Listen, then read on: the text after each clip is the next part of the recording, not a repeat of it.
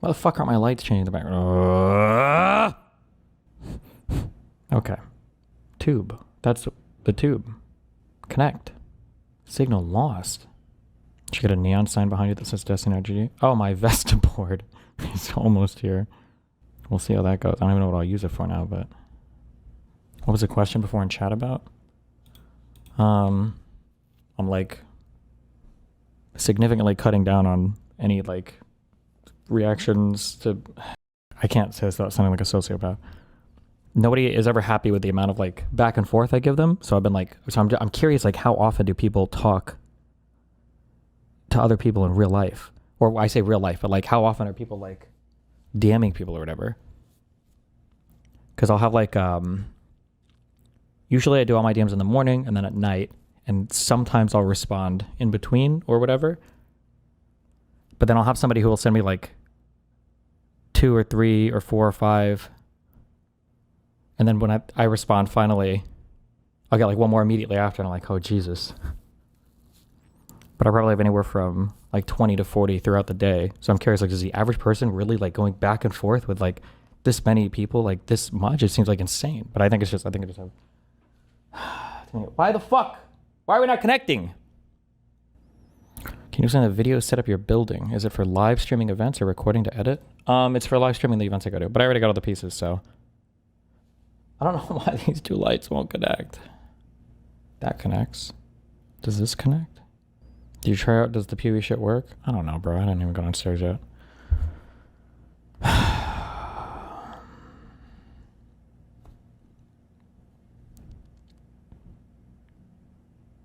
Love the machine shop lighting aesthetic. Thank you. That's what I was going for. Furtive. Thank you. I agree. It is nice, but that's not what it's supposed to be right now. What the fuck is this? Okay, we don't need this. Delete.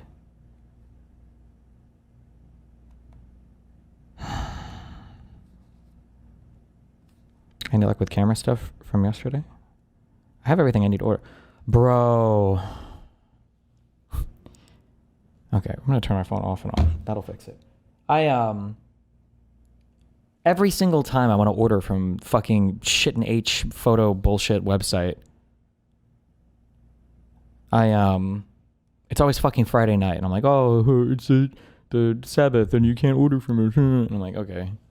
So I checked the thing yesterday. I'm like, it's probably Friday, Saturday, isn't it? And I check and it's not. I'm like, oh, sick.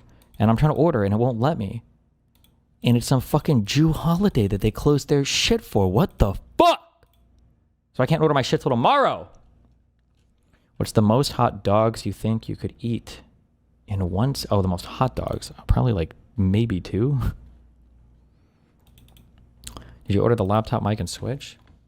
No, I haven't ordered anything yet because I'm sitting here waiting. But I think this setup will be significantly easier than I thought it would be, which is good. I'm just going to get... I'm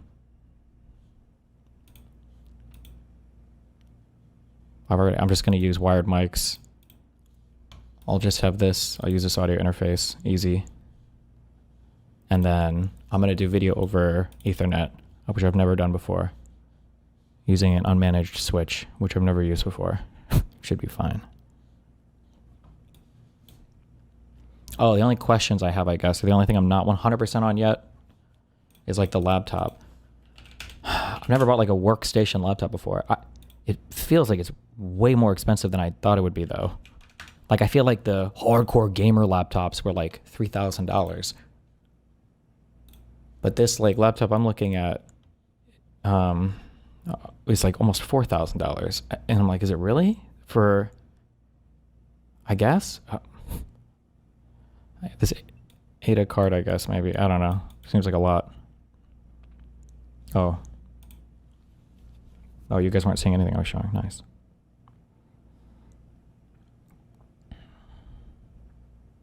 How do you merge the video and audio to stream OBS? The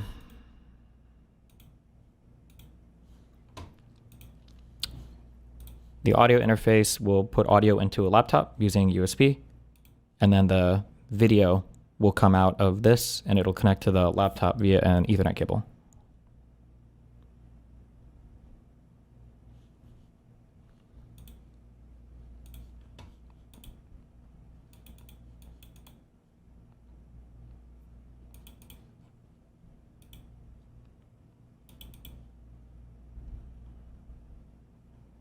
Why the fuck are you not just buying a MacBook? Apple Silicon is absolutely goated nowadays. I just don't. Like if I get like a MacBook, what is like the graphics card, or does it all handle it on the chip, the M whatever bullshit? I don't know any. I just don't know anything about the hardware, so I don't know like what works or what doesn't work. I have no idea.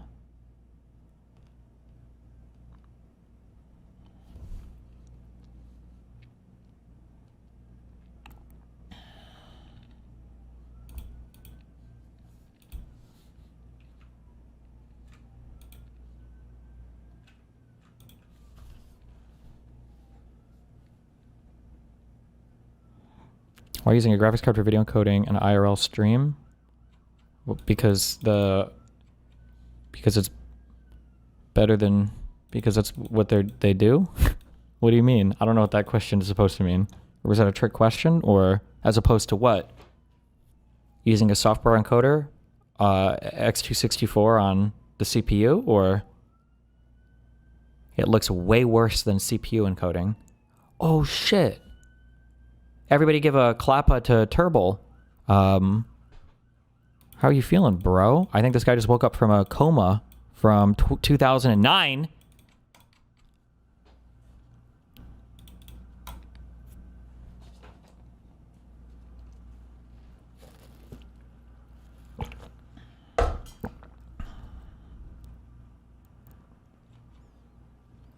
Dude, I admire that you stand by your ideals even under the pressure of your oppositers. Okay. And supposed peers. Free people do that. To compensate for the glazing, here's a fuck you. Thank you.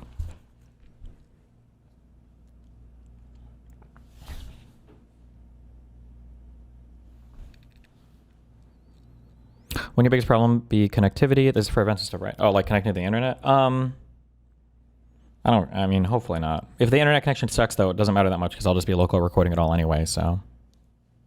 Oh, I didn't put YouTube shut up yet. Sorry, one sec. When this all comes in, are you testing it on stream in the studio? Yeah, of course. I always do a dry run or test run before going into the field.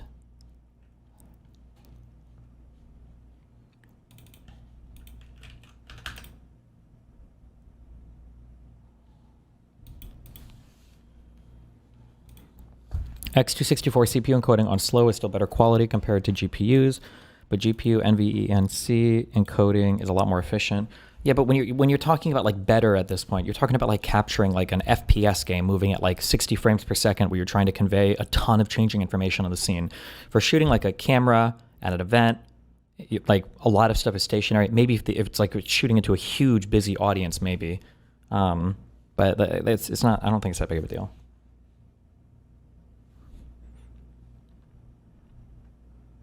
Do you have an external hard drive for footage? Bro, I have so many external hard drives. You have no idea. Do you know how much space? 60 gigabytes of... Just kidding. Why?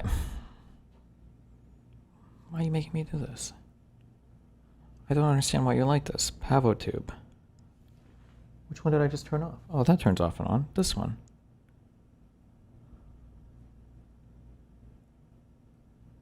Are you still hung up on shooting in 6K? Why would I be shooting 6K for a live stream in a mobile event?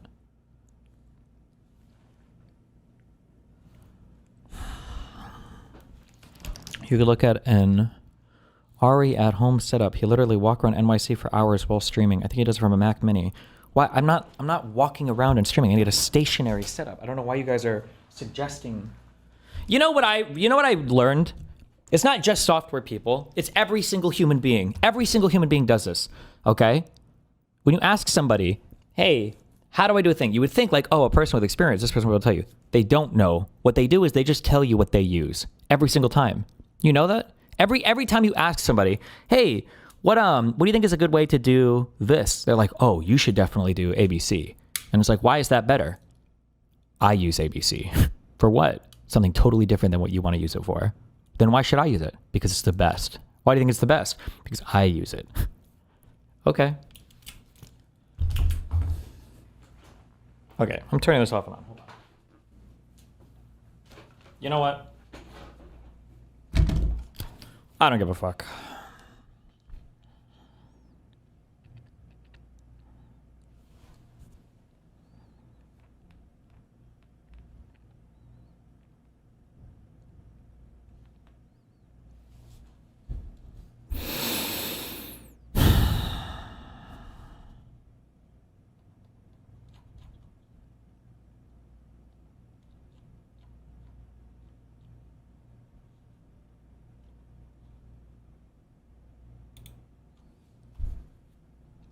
Did you check my email about Blackmagic responding PoE standardly? I don't know what you're talking about. I don't even know. The cameras themselves literally say it. What?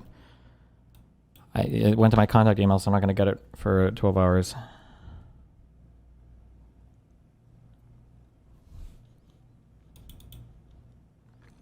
Why would you ask someone else what to get and expect them to tell you to get stuff they haven't bought for their different use case? Well, ideally, if you're giving advice to somebody, it's because you've considered multiple options for a particular thing, and ideally you can tell somebody what works or doesn't work based on their use case. You wouldn't just be retardedly suggesting the thing that you use and expect it to work in all scenarios. Ideally, you would think that.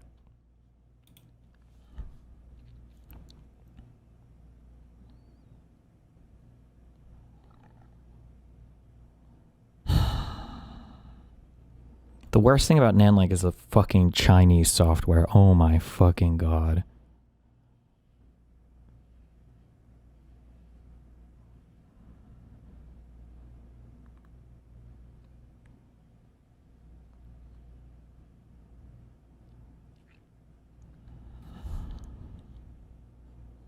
I'm suggesting an ARRI at home setup because the guy, at least looking into it, because he has a multi-mic setup, multiple audio interfaces connected, runs a...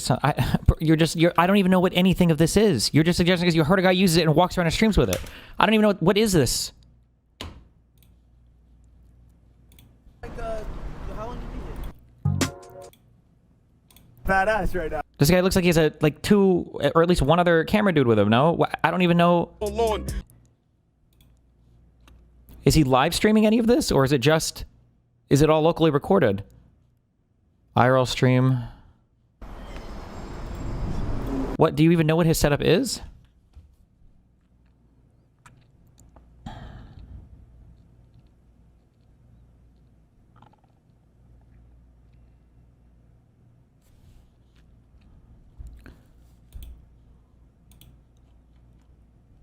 Genuine question. Stop! We're not talking about this. Stop! I don't care. We're not talking about this. We're not doing this. I don't need every single person to link me every single thing they've ever used in their entire life and ask me if this will work for them, okay? Stop! This live is gonna trigger the fuck out of me. I need you to work.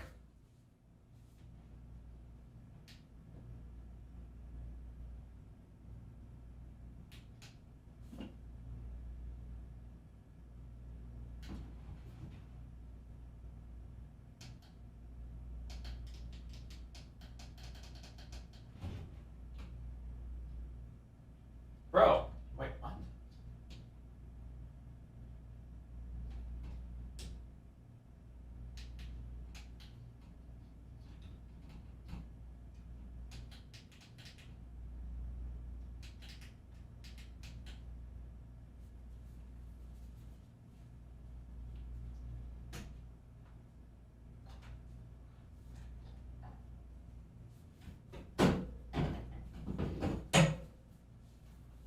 Does my light have a virus? Why aren't the buttons working? Hello? Mode.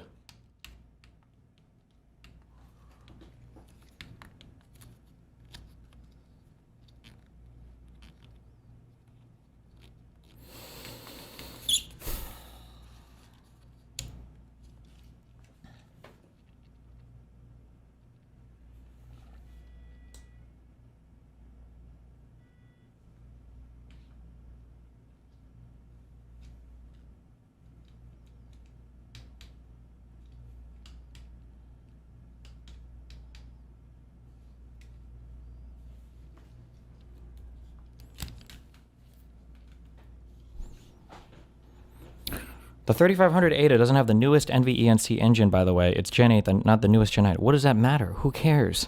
It's fine. Oh, wait. It did a thing. Okay.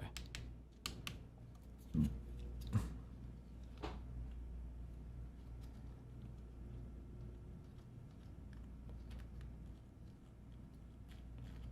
the fuck did it change color like this? What the fuck?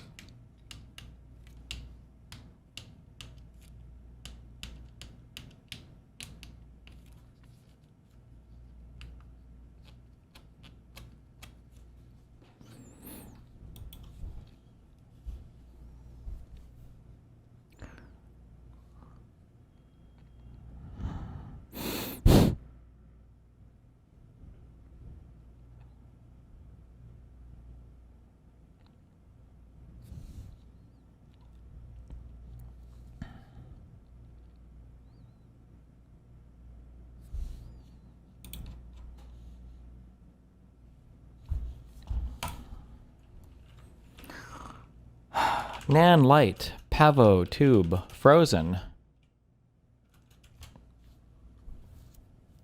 Huge flaw in how to fix it. How would this even happen? Yo, what's going on, guys? So I got a really quick one today, literally. Oh, I'm going to take advice from a guy about tech who's fucking British? What? Just talking about these Nanlite Pavo tubes and, well, not necessarily talking about them. I'm going to do that in a full video, full review for that. But I want to talk about this cable. So this is the master slave cable. So you can connect this to one tube. Whoa, bro. We don't use those terms anymore.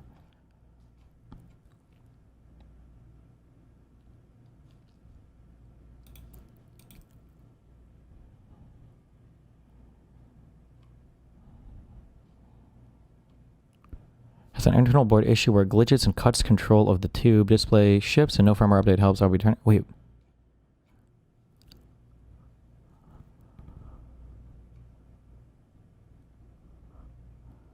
I've never used Pavo or Nanlights, and its QC issues like this keep me from buying into the budget brand. Nanlite is a budget brand? Excuse me. These 4 tubes are like fucking like $1,000. Budget brand? Wait, could the board go bad on these? For what reason? How? No shot. It's a light. All it has to do is shine.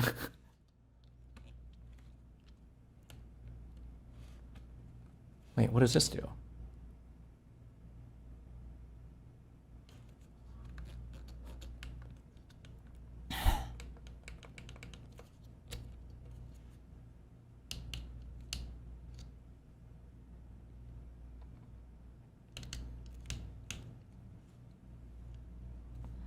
Oh, it's different color. Jesus.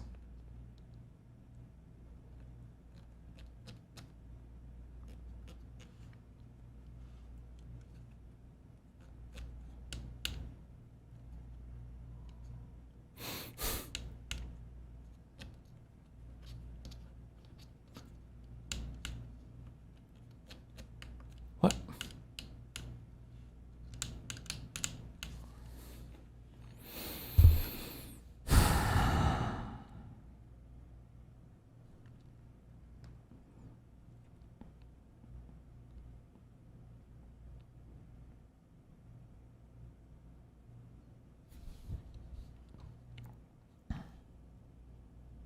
It has to be something with because that one is also stuck too. There's no way that both of them simultaneously broke, right? That's impossible.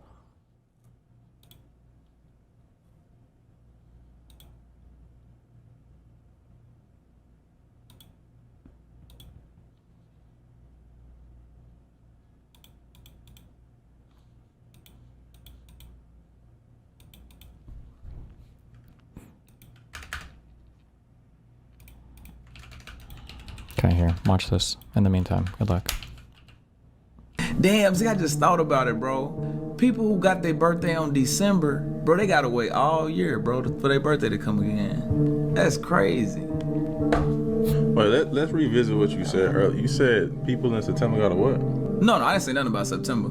You said who has to wait for their birthday?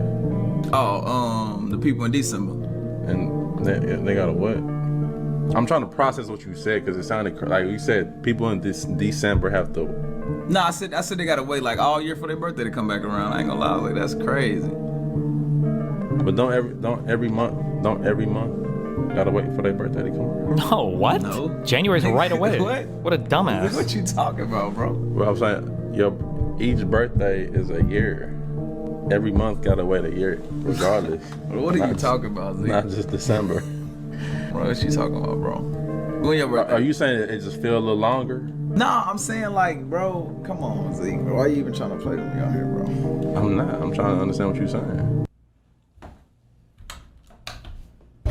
It says sent on my end. You should have driver.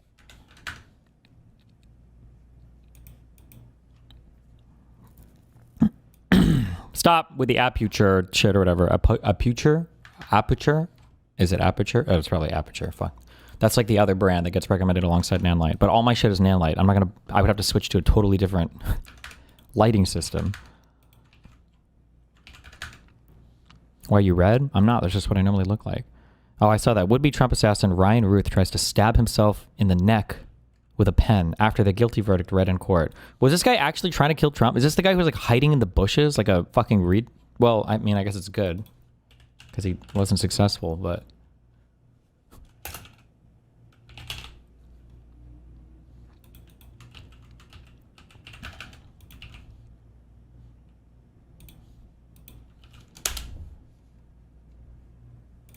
The verdict was read. Now, it's quite shocking. As the verdict was read, it appeared to our producers inside the courtroom that Ruth tried to stab himself in the neck with a pen. That's what it appeared to look like. Then 4 marshals dragged him out of the courtroom, took his coat off. They then shackled him at the waist and ankles, and then they brought him back into the courtroom. So again, this just in from our producers. As the verdict was being read, Ruth tried to hurt himself in the neck with a pen. Now, we just saw that emotional reaction from that daughter, and now we know exactly why. So when Ruth was brought back into... There's a screen on the back of this the whole time. I wasn't even looking. I'm a fucking idiot. Sorry. The courtroom, that's when her daughter stood up, started yelling and screaming. She said to her father, "Don't do anything. I'm going to get you out of here." This is what our producers are telling us just into the newsroom. She also screamed many expletives, and that's when we saw her run out of the courtroom. The video that we were seeing just moments ago of her not wanting to speak with the media, her evading the media, and then running off camera.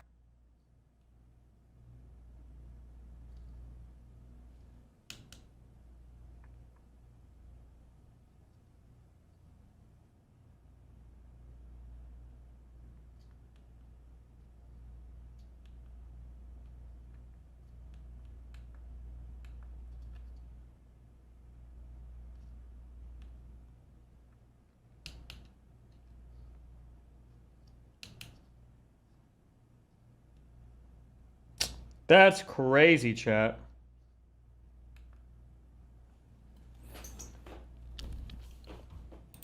You're supposed to use a pencil. Get it? John Wick joke.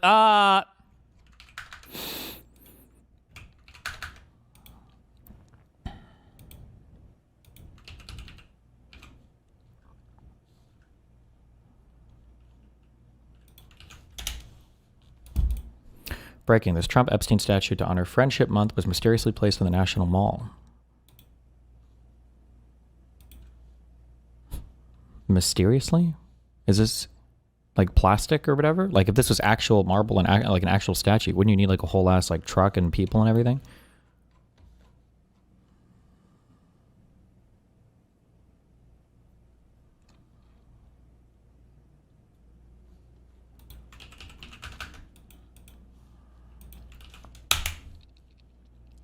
Democrats are picking the wrong shutdown fight. By Nate Silver. Is this going to be another do nothing article or? Democrats are picking the wrong shutdown fight. This article is by Nate Silver and read by an automated voice. Thanks.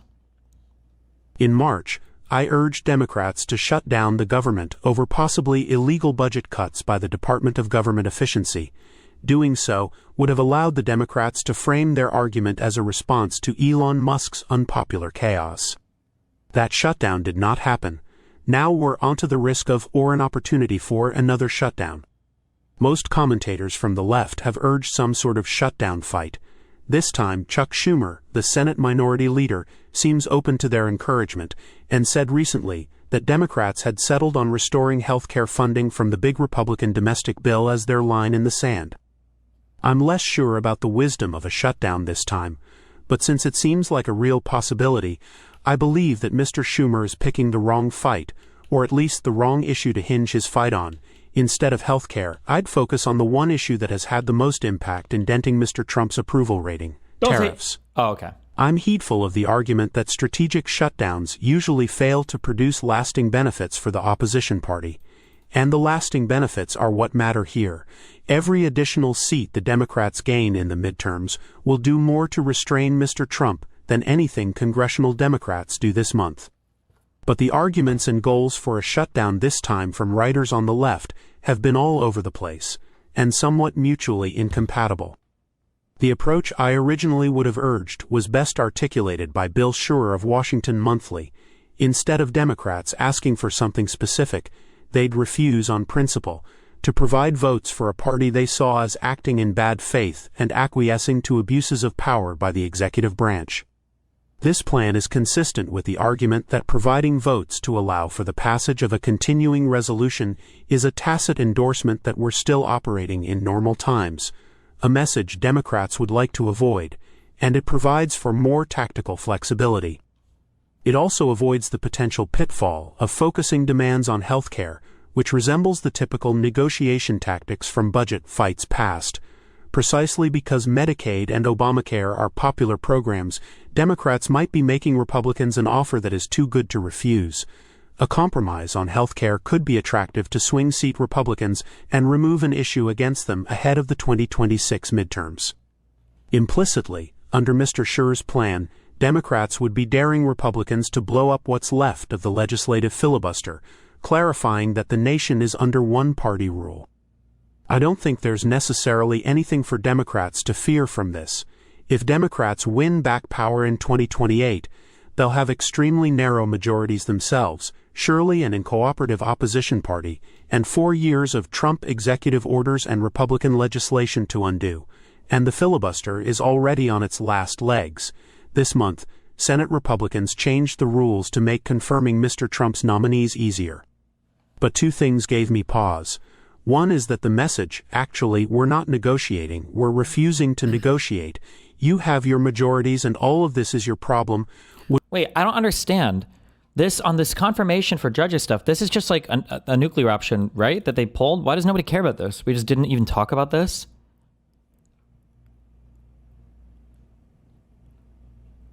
Like...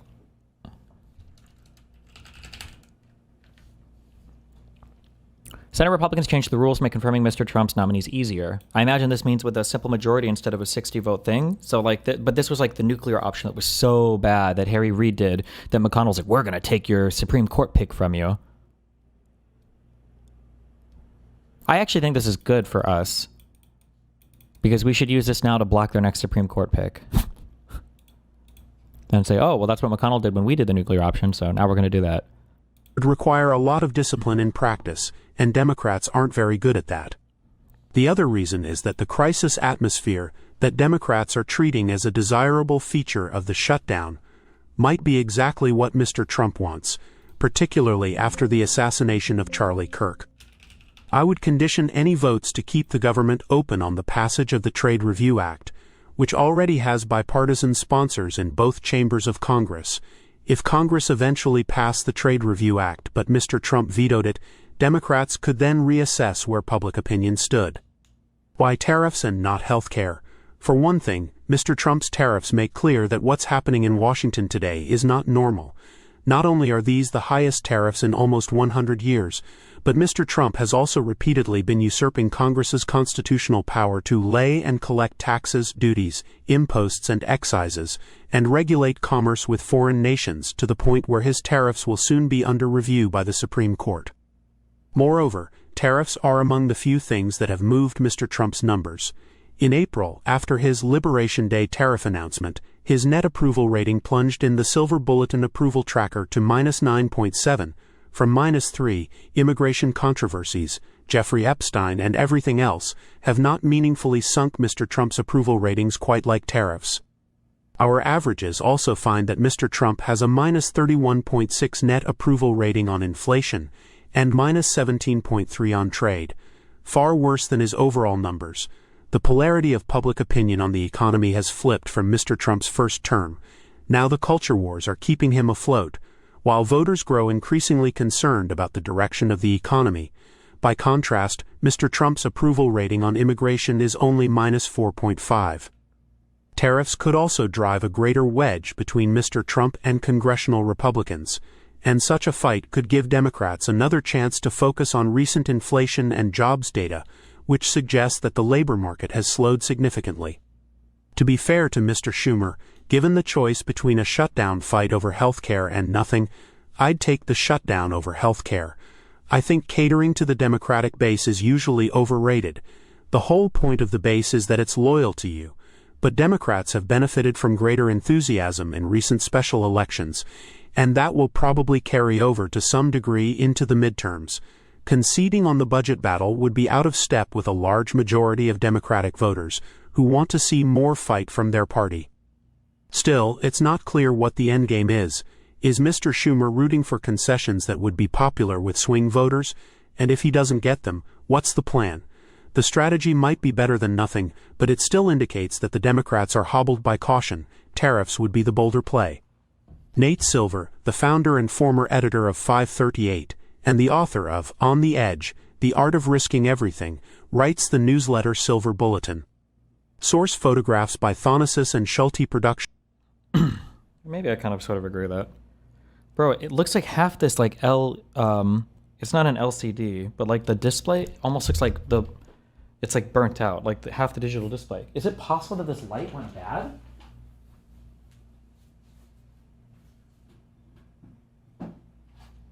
Oh shit, it's so bad. Fuck.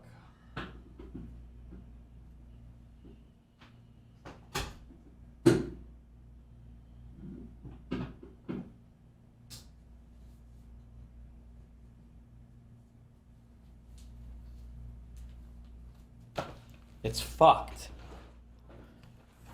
Like I can see that like half the screen looks burnt out on the back of those. How is that even possible?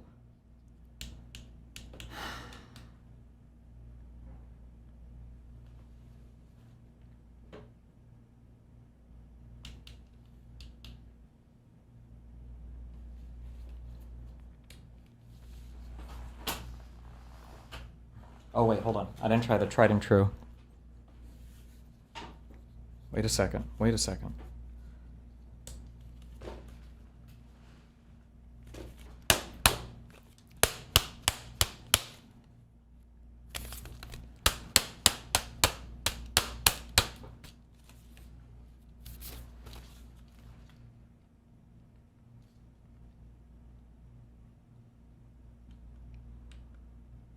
No.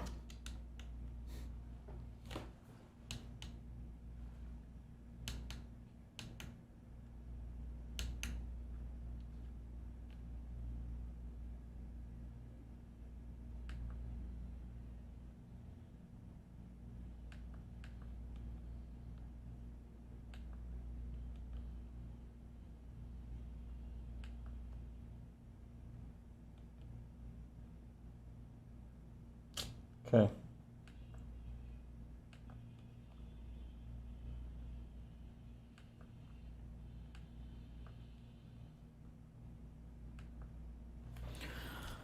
I'm triggered.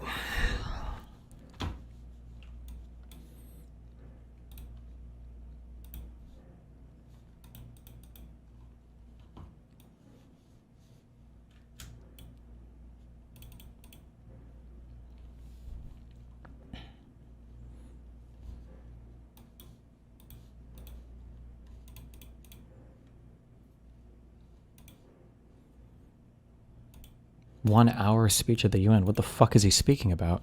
Powerful tariffs which would stop the bloodshed, I believe, very quickly. But for those tariffs to be effective, European nations, all of you are gathered here right now, would have to join us in adopting the exact same measures. Yeah, those are called sanctions, retard. That's what you're trying to do. I mean, you're much closer to the city. We have an ocean in between. You're right there. And Europe has to step it up. They can't be doing what they're doing. They're buying oil and gas from Russia while they're fighting Russia. And it's embarrassing to them. And it was very embarrassing to them when I found out about it, I can tell you that. The people that send you equipment suggestions also send you demo recordings so you actually see if it's what you're looking for. Very rarely. That's like a 1 out of 100 person. You guys are out there. There are some people that are like, you're like the keys. You're the 10% of employees that are worth it, okay? They keep the other 90% of employees hired, all right? They have to immediately cease all energy purchases from Russia. Otherwise, we're all wasting a lot of time.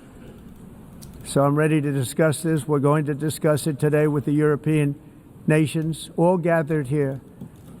I'm sure they're thrilled to hear me speak about it, but that's the way it is. I like to speak my mind and speak the truth.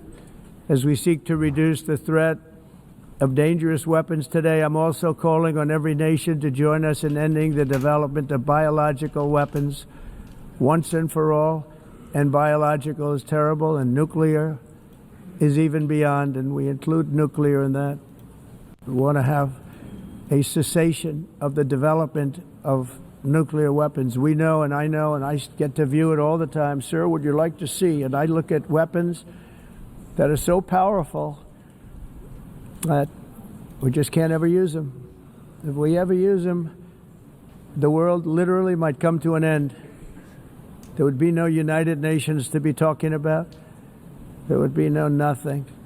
Just a few years ago, reckless experiments overseas gave us a devastating global pandemic.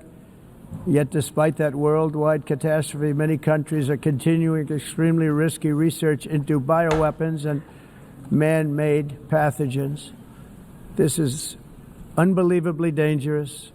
To prevent potential disasters, I'm announcing today that my administration will lead an international effort to enforce Biological Weapons Convention, which is going to be meeting with the top leaders of the world by pioneering an AI verification system that everyone can trust. AI. Hopefully the UN can play a constructive role, and it will also be one of the early projects under AI. Let's see how good it is, because a lot of people are saying it could be one of the great things ever, but it also can be dangerous, but it could be put to tremendous use and tremendous good, and this would be an example of that. Not only is the UN not solving the problems it should, too often, it's actually creating new problems for us to solve. The best example is the #1 political issue of our time, the crisis of uncontrolled migration. It's uncontrolled. Uncontrolled. Your countries are being ruined. Jesus. The United Nations is funding an assault on Western countries and their borders. In 2024, the UN... Who wrote this for him? Hello? Wait, what? Western countries are being ruined. The United Nations is funding an assault on Western countries and their borders. Yeah, does Stephen Miller just write the speeches for him? This is freestyle? This is not freestyle. No. The teleprompter turned off. He's off script. You can clearly see that he's reading from something. It might turn off at some point, but it's not right now. Not only is the UN not solving the problems it should, too often, it's actually creating new problems. You can tell when he's reading. I super don't give a fuck what you're linking. He's reading off of a prompter. He's reading a script right now. He has a script he's reading on paper. Okay, maybe he's reading on paper. Yeah, but it doesn't look like he's reading on paper because you can see his eyes going over here. But he has a distinctly different candor when he's speaking off the cuff. Like earlier he was speaking a little bit off the cuff. This is being read from somewhere. For us to solve. The best example is the #1 political issue of our time, the crisis of uncontrolled migration. It's uncontrolled. Like that remark right there, it's uncontrolled. That was an off-the-cuff remark. But what he read right before, that was something that he read off something. Your countries are being ruined. That's off the cuff. The United Nations is now he's reading funding again. An assault on Western countries. Right? You can hear the difference in his voice for when he's reading versus when he's off the cuff. You're being ruined. The United Nations is... It's horrible for you guys. It's destroying you. And that's why you're going to... And we are too, right? You can distinctly hear when he's reading versus when he's off the cuff. Like, listen for it. Uncontrolled migration. It's reading. Uncontrolled. Off the cuff. Your countries are being off ruined. The United Nations is funding an assault on Western countries and their borders. In 2024, the UN budgeted $372 million in cash assistance to support an estimated 624,000 migrants journeying into the United States. Think of that. The UN is... This is off the cuff. ...supporting people that are illegally coming into the United States, and then we have to get them out. Still off the cuff. The UN also provided food, shelter, transportation, and debit cards to illegal aliens. Can you believe that? That's... On the way to infiltrate our southern border. Millions of people came through that southern border. He's off the cuff right now. Just a year ago, millions and millions of people were pouring in. 25 million altogether over the 4 years of the incompetent Biden administration. And now we have it stopped, totally stopped. In fact, they're not even coming anymore because they know they can't get through.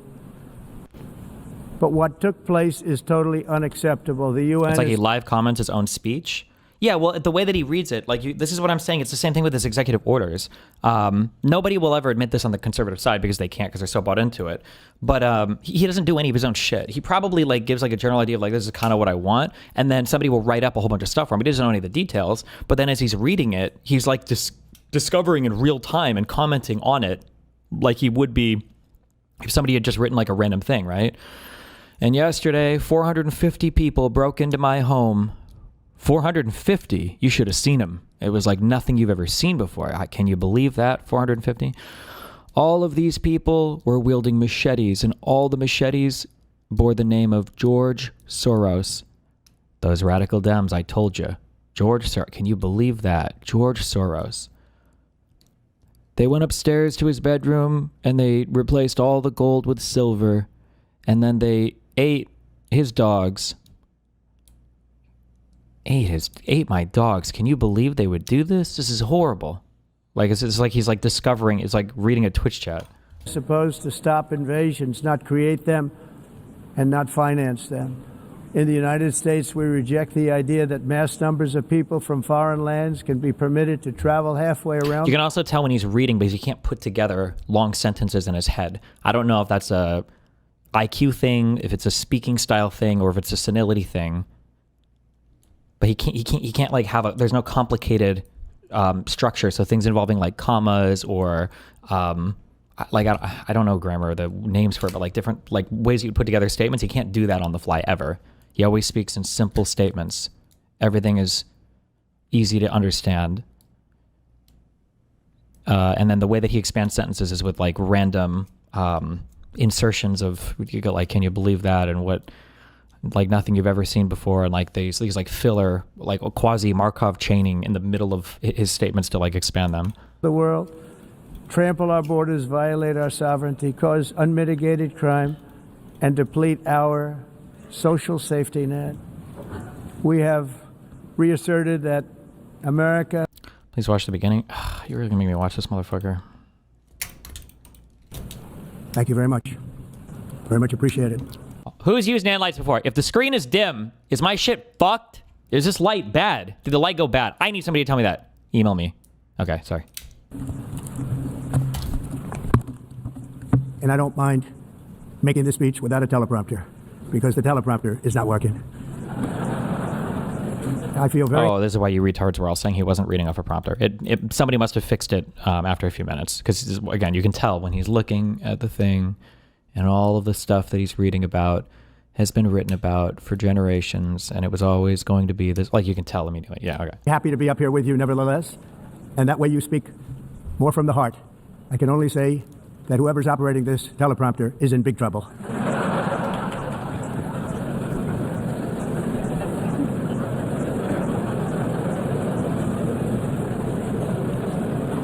Hello, Madam First Lady.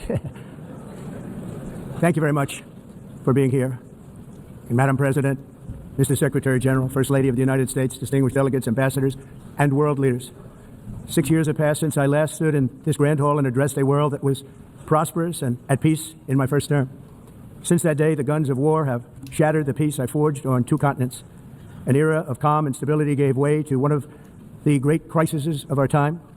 And here in the United States, 4 years of weakness, lawlessness, and radicalism under the last administration delivered our nation into a repeated set of disasters. 1 year ago, our country was in deep trouble. But today, just 8 months into my administration, we are the hottest country anywhere in the world. 17 trillion. And there is no other country even close. Say it. Investment. America is blessed with the strongest economy, the strongest borders, the strongest military, the strongest friendships, and the strongest spirit of any nation on the face of the earth. This is indeed the golden age of America. We are rapidly reversing the economic calamity that we inherited from the previous administration, including ruinous price increases and record-setting inflation. Inflation like we've never had before. Under my leadership, energy costs are down, gasoline prices are down, grocery prices are down. Oh, fuck. Wait, can somebody link me the speech to the UN?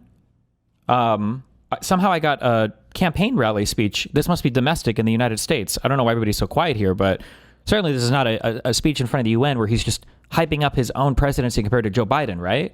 What am I listening to right now? Hello? He knows these people can't vote for him, right? mortgage rates are down, and inflation has been defeated. The only thing that's up Defeated? is the stock market, which just hit 0%. a record high. In fact, it hit a record high 48 times in the last short period of time. 48 Growth is surging, times. manufacturing is booming. The stock market, as I said, is doing better than it's ever done. And all of you in this room benefit by that, almost everybody. And importantly, workers' wages are rising at the fastest pace in more than 60 years. And that's what it's all about, isn't it? In 4 years of President Biden, we had less than $1 trillion of new investment into the United States. In just 8 months since I took office, we have secured commitments and money already paid for $17 trillion. Think of it, 4 years, less than $1 trillion, 8 months, much more than $17 trillion is being invested in the United States, and it's now pouring in from all parts of the world. We've implemented the largest tax cuts in American history and the largest regulation cuts in American history, making this once and again the best country on earth to do business. And many of the people in this room are investing in America, and it's turned out to be an awfully good investment during this 8-month period. In my first term, I built the greatest economy in the history of the world. We had the best economy ever, history of the world. And I'm doing the same thing again, but this time it's actually much bigger and even better. The numbers far surpass my record-setting first term. On our southern border, we have successfully repelled a colossal invasion, and for the last 4 months, and that's 4 months in a row, the number of illegal aliens admitted and entering our country has been 0. Hard to believe, because if you look back just a year ago, it was millions and millions of people pouring in from all over the world, from prisons, from mental institutions, drug dealers, all over the world they came. They just poured into our country with the ridiculous open border policy of the Biden administration. Our message is very simple. If you come illegally into the United States, you're going to jail, or you're going back to where you came from, or perhaps even further than that. You know what that means. I want to thank the country of El Salvador for the successful and professional job they've done in receiving and jailing so many criminals that entered our country. And it was under the previous administration that the number became record-setting, and they're all being taken out. You have no choice. And other countries have no choice, because other countries are in the exact same situation with immigration. It's destroying your country, and you have to do something about it. On the world stage, America is respected again like it has never been respected before. You think about 2 years ago, 3 years ago, 4 years ago, or 1 year ago, we were a laughingstock all over the world. At the NATO summit in June, virtually all NATO members formally committed to increase defense spending at my request from 2% to 5% of GDP, making our alliance far stronger and more powerful than it was ever before. In May, I traveled to the Middle East to visit my friends and rebuild our partnerships in the Gulf, and those valued relationships with Saudi Arabia, Qatar, and the UAE and other countries are now, I believe, closer than ever before. My administration has negotiated one historic trade deal after another, including with the United Kingdom, the European Union, Japan, South Korea, Vietnam, Indonesia, the Philippines, Malaysia, and many, many others. Likewise, in a period of just 7 months, I have ended 7 unendable wars. They said they were unendable. You're never going to get them solved. Some were going for 31 years, 2 of them, 31, think of it, 31 years. One was 36 years. One was 28 years. I ended 7 wars. And in all cases, they were raging with countless thousands of people being killed. This includes Cambodia and Thailand, Kosovo and Serbia, the Congo and Rwanda, a vicious, violent war that was, Pakistan and India, Israel and Iran, Egypt and Ethiopia, and Armenia and Azerbaijan. It included all of them. No president or prime minister, and for that matter, no other country has ever done anything close to that. And I did it in just 7 months. Not even Never happened close. before. There's never been anything like that. I'm very honored to have done it. It's too bad that I had to do these things With the radical instead left of Democrats. the United Nations doing them. Oh. And sadly, in all cases, the United Nations did not even try to help in any of them. I ended 7 wars, dealt with the leaders of each and every one of these countries, and never even received a phone call from the United Nations offering to help in finalizing the deal. All I got from the United Nations was an escalator that on the way up stopped right Well, thanks, Whiskey Delta. I love you, buddy. in the middle. If the First Lady wasn't in great shape, she would have fallen. But she's in great shape. We're both in good shape. We both stood. And then a teleprompter that didn't work. These are the 2 things I got from the United Nations, a bad escalator and a bad teleprompter. Thank you very much. And by the way, it's working now. Just went on. Thank you. I think I should just do it the other way. It's easier. Thank you very much. I didn't think of it at the time because I was too busy working to save millions of lives. That is the saving and stopping of these wars. But later I realized that the United Nations wasn't there for us. They weren't there. I thought of it really after the fact, not during these negotiations, which were not easy. That being the case, what is the purpose of the United Nations? The UN has such tremendous potential. I've always said it. It has such tremendous, tremendous potential, but it's not even coming close to living up to that potential. For the most part, at least for now, all they seem to do is write a really strongly worded letter and then never follow that letter up. It's empty words, and empty words don't solve war. The only thing that solves war and wars is action. Now, after ending all of these wars and also earlier negotiating the Abraham Accords, which is a very big thing for which our country received no credit, never receives credit. Everyone says that I should get the Nobel Peace Prize for each one of these achievements. But for me, the real prize will be the sons and daughters who live to grow up with the mothers and fathers, because millions of people are no longer being killed in endless and unglorious wars. What I care about is not winning prizes, it's saving lives. We saved millions and millions of lives with the 7 wars. And we have others that we're working on, and you know that. Many years ago, a very successful real estate developer in New York, known as Donald J. Trump, I bid on the renovation and rebuilding of this very United Nations complex. I remember it so well. I said at the time that I would do it for $500 million, rebuilding everything. It would be beautiful. I used to talk about, I'm going to give you marble floors. They're going to give you terrazzo. I'm going to give you the best of everything. You're going to have mahogany walls. They're going to give you plastic. But they decided to go in another direction, which was much more expensive at the time, and which actually produced a far inferior product. And I realized that they did not know what they were doing when it came to construction, and that their building concepts were so wrong, and the product that they were proposing to build was so bad and so costly. It was going to cost them a fortune. And I said, and wait till you see the overruns. Well, I turned out to be right. They had massive cost overruns and spent between $2 and $4 billion on the building and did not even get the marble floors that I promised them. You walk on terrazzo. Do you notice that? As far as I'm concerned, frankly, looking at the building and getting stuck on the escalator, they still haven't finished the job. They still haven't finished. That was years ago. The project was so corrupt that Congress actually asked me to testify before them on the tremendous waste of money, because it turned out that they had no idea what it was, but they knew it was anywhere between $2 and $4 billion as opposed to $500 million with a guarantee. But they had no idea, and I said it cost much more than $5 billion. Unfortunately, many things in the United Nations are happening just like that, but on an even much bigger scale, much, much bigger. Very sad to see. Whether the UN can manage to play a productive role, I've come here today to offer the hand of American leadership and friendship to any nation in this assembly that is willing to join us in forging a safer, more prosperous world. And it's a world that we'll be much happier with. A dramatically better future is within our reach. But to get there, we must reject the failed approaches of the past and work together to confront some of the greatest threats in history. There is no more serious danger to our planet today than the most powerful and destructive weapons ever devised by man, of which the United States, as you know, has many. Just as I did in my first term, I've made containing these threats a top priority, starting with the nation of Iran. My position is very simple. The world's #1 sponsor of terror can never be allowed to possess the most dangerous weapon. That's why, shortly after taking office, I sent the so-called Supreme Leader a letter making a generous offer. I extended a pledge of full cooperation in exchange for a suspension of Iran's nuclear program. The regime's answer was to continue their constant threats to their neighbors and U.S. interests throughout the region and some great countries that are right nearby.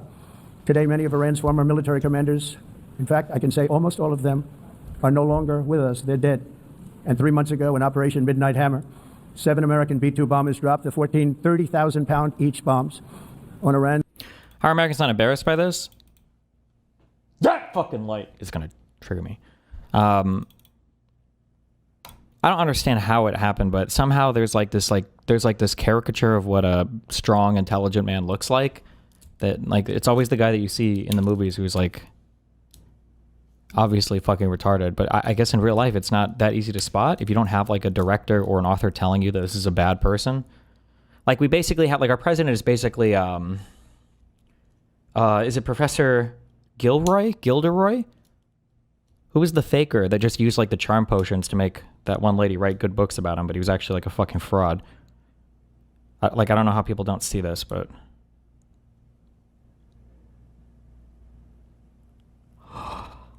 oh my god, I just realized what happened. Oh fuck. Okay, I'm getting okay. Was key nuclear Gilderoy Lockhart. Okay. Facility, totally obliterating everything. No other country on earth could have done what we did. No other country has the equipment to do what we did. We have the greatest weapons on earth. We hate to use them. But we did something that for 22 Rubio, years always. people wanted to do. With Iran's nuclear enrichment capacity demolished, I immediately brokered an end to the 12-day war, as it's called, between Israel and Iran, with both sides agreeing to fight. 12-day war, as it's called. Really? Who calls it that? Really? Fight no longer. As everyone knows, I have also been deeply engaged in seeking a ceasefire in Gaza. Have to get that done. Have to get it done. Unfortunately, Hamas has repeatedly rejected reasonable offers to make peace.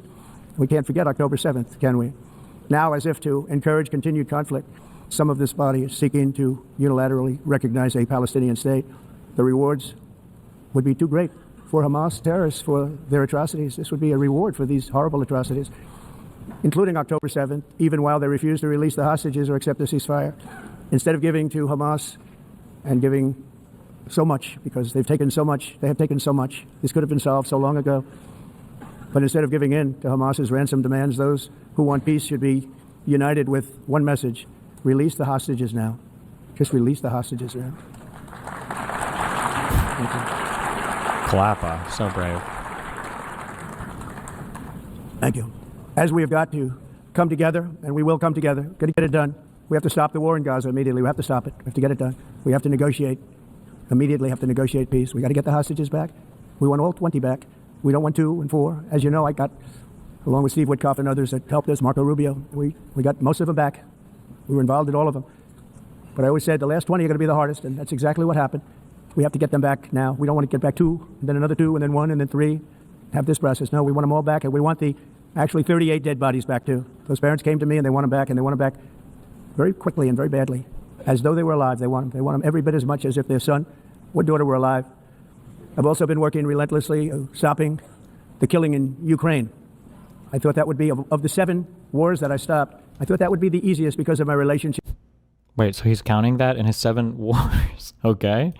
with President Putin, which had always been a good one. I thought that was going to be the easiest one. But you know, in war, you never know what's going to happen. There are always lots of surprises, both good and bad. Everyone thought Russia would win this war in 3 days, but it didn't work out that way. It was supposed to be just a quick little skirmish. It's not making Russia look good. It's making them look bad. No matter what happens from here on out, this was something that should have taken a matter of days, certainly less than a week.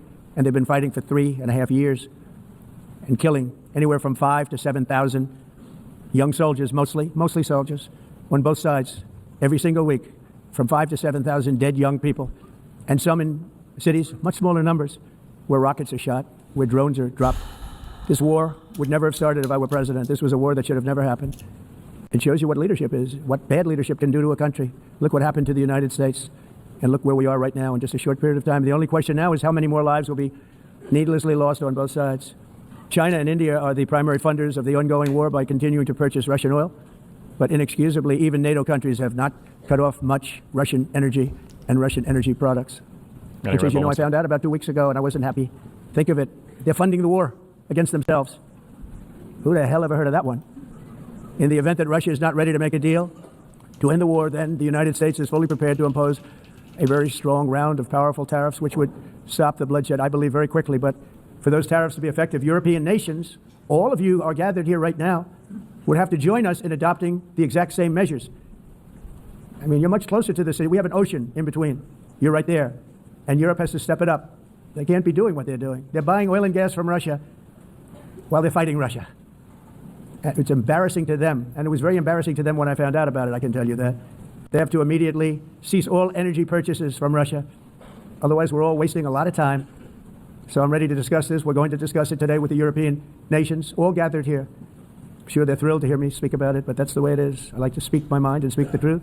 As we seek to reduce the threat of dangerous weapons today, I'm also calling on every nation to join us in ending the development of biological weapons once and for all. And biological is terrible, and nuclear is even beyond, and we include nuclear in that.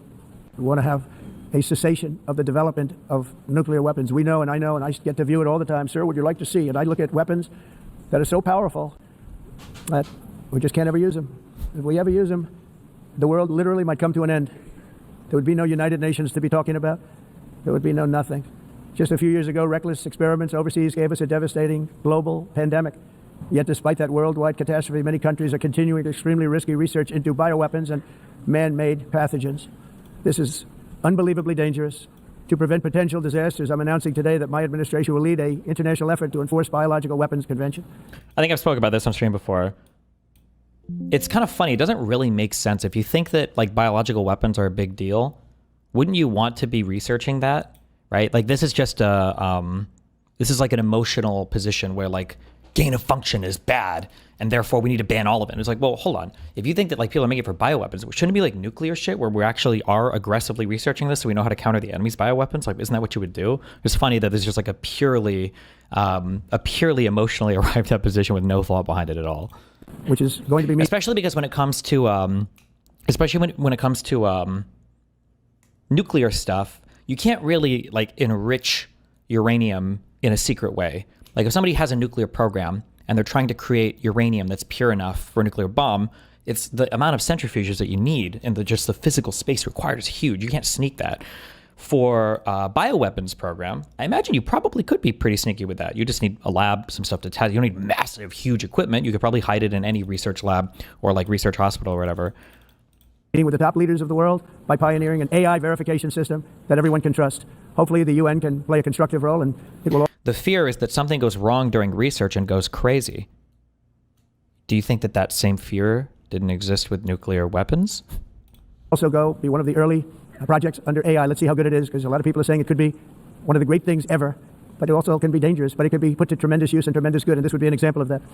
Not only is the UN not solving the problems it should too often, it's actually creating new problems for us to solve. The best example is the number one political issue of our time. You can hide the enriching. South Africa did it. The problem is the testing. Oh, sure, the testing can't be hidden either. Israel and South Africa did it low-key as fuck. Well, Israel might have stolen the enriched uranium from the US. I haven't read into that operation. I wrote all. But how did South Africa enrich uranium in a secret manner? My understanding is you have to have like, maybe, I don't know how much satellite surveillance we had like in the 50s, 60s, 70s. Maybe we didn't have as much yet, so it was harder to surveil. But I think these days, I don't think you could. The crisis of uncontrolled migration. Israel and Africa tested it in a super sneaky way.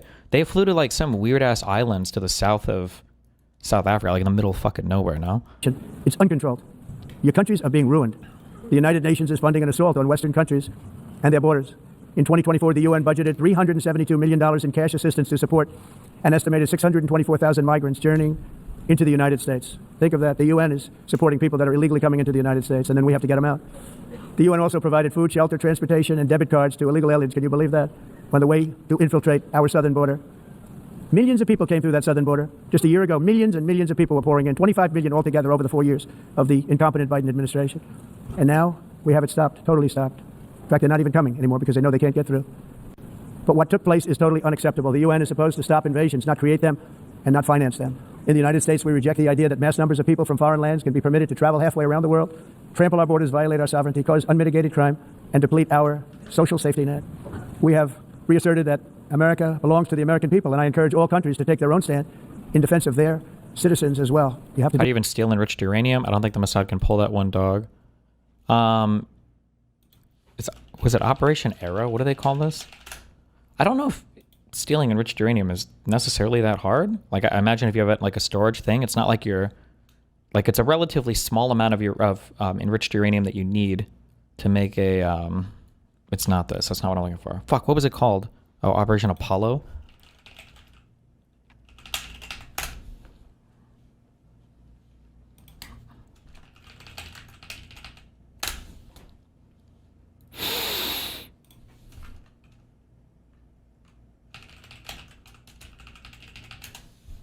Okay, Apollo Affair. Okay.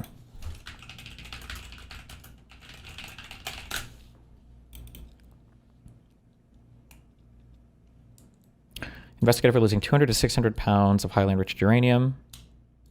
How do you even lose track of that? That's wild, bro. Last name Shapiro? What? Over the loss of 206 pounds of... When they say highly enriched uranium also, what does that mean? Does highly enriched mean like 20%? Or does it mean like 80%? Do they specify anywhere?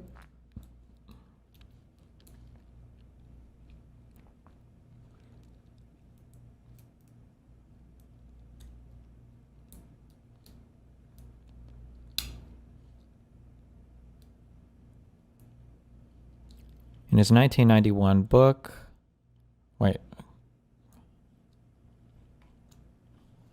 his 1991 book, The Samson Option, Seymour Hersh concluded that Shapiro did not divert any uranium. Rather, it ended up in the air and water of the city of Apollo, as well as in the ducts, tubes, and floors of the NUMEC plant. He also wrote that Shapiro's meetings with senior Israeli officials in his home were related to protecting the water supply in Israel rather than any diversion of nuclear material or information. A later investigation conducted by the Nuclear Regulatory Commission regarding an additional 198 pounds of uranium found to be missing after the plant had been purchased by Babcock and Wilcox, and Shapiro was no longer associated with the company. The investigation found that 110 pounds could not be accounted for.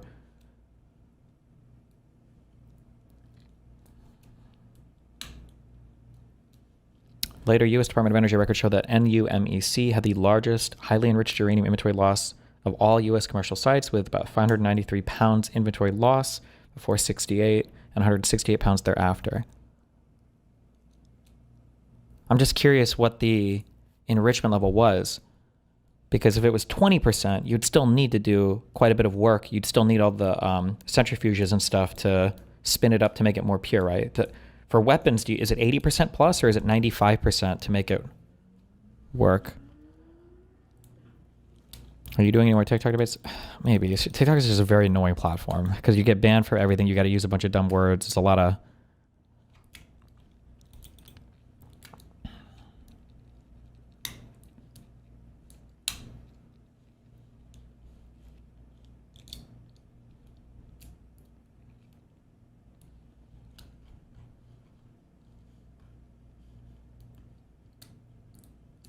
The Swiss nuclear program was unknown until they announced they were halting it.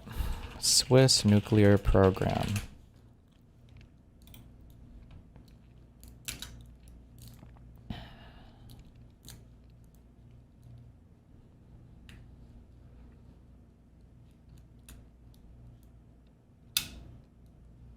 What did they actually get up to, or what did they get their enrichment levels up to? There were plans for 7 underground nuclear tests in uninhabited regions of Switzerland. Should this have plutonium instead of highly enriched uranium? The estimate be... Oh, they bought uranium and they started nuclear reactors, purchased from the U.S., the first which was built in 1960.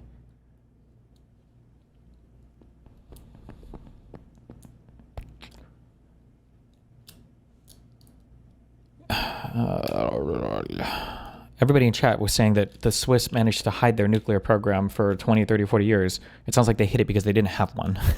What, am I missing something, or...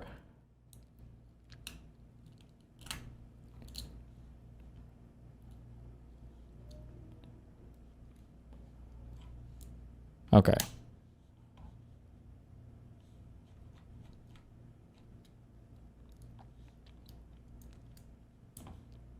Yeah, that's what makes it so hidden. True. Do that because I see it. I'm not mentioning names. I see it, and I can call every single one of them out. You're destroying your countries. They're being destroyed. Europe is in serious trouble. They've been invaded by a force of illegal aliens like nobody's ever seen before. Illegal aliens are pouring into Europe. Nobody has ever, and nobody's doing anything to change it, to get them out. It's not sustainable.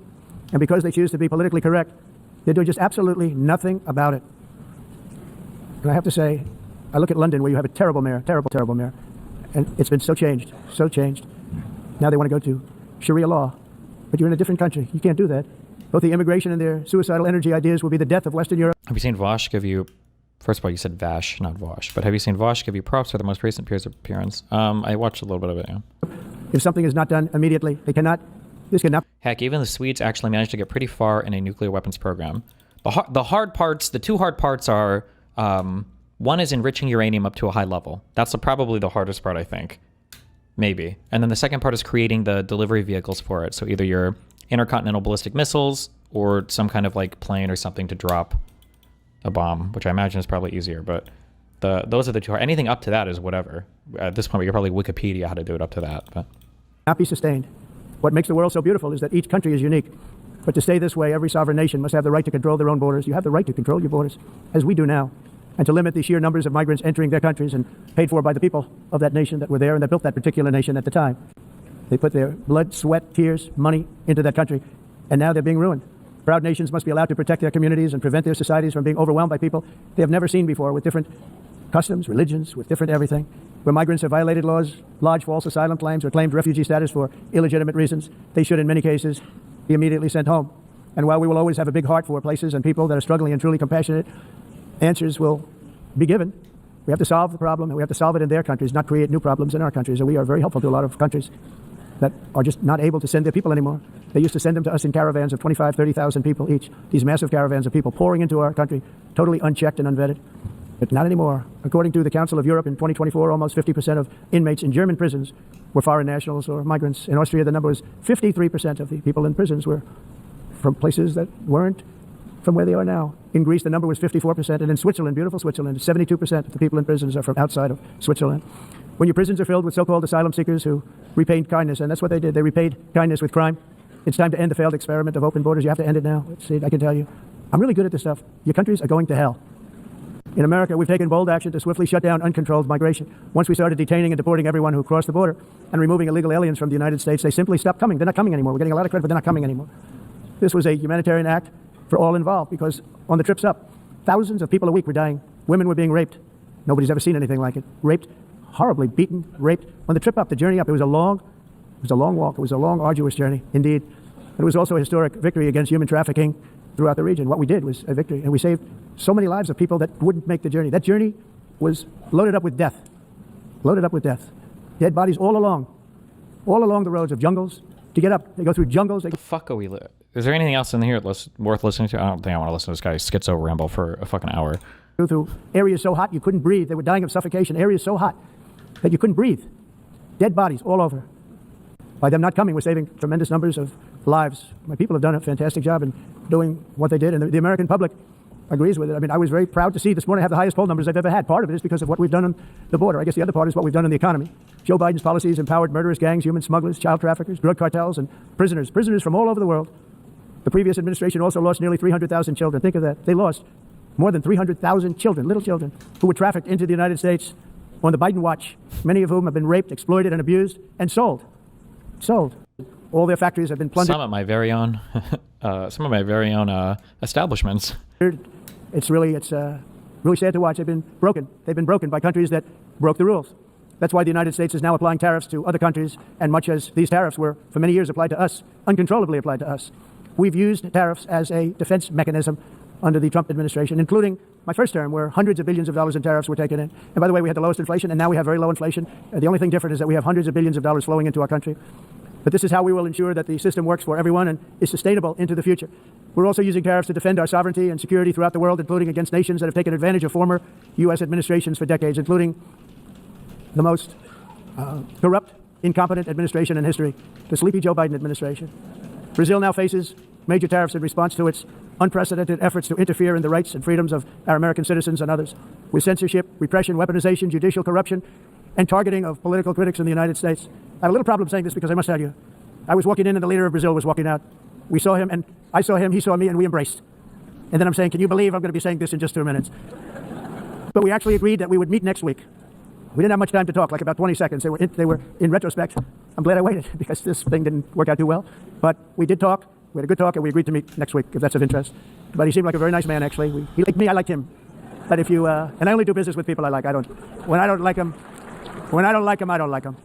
But we had... There should be like an audience, like volume meter thing. Like, I want to know who's applauding for this shit. Is it like just the American assembly, or is like the broad assembly kind of like clapping along, or? At least for about 39 seconds, we had excellent chemistry. It's a good sign.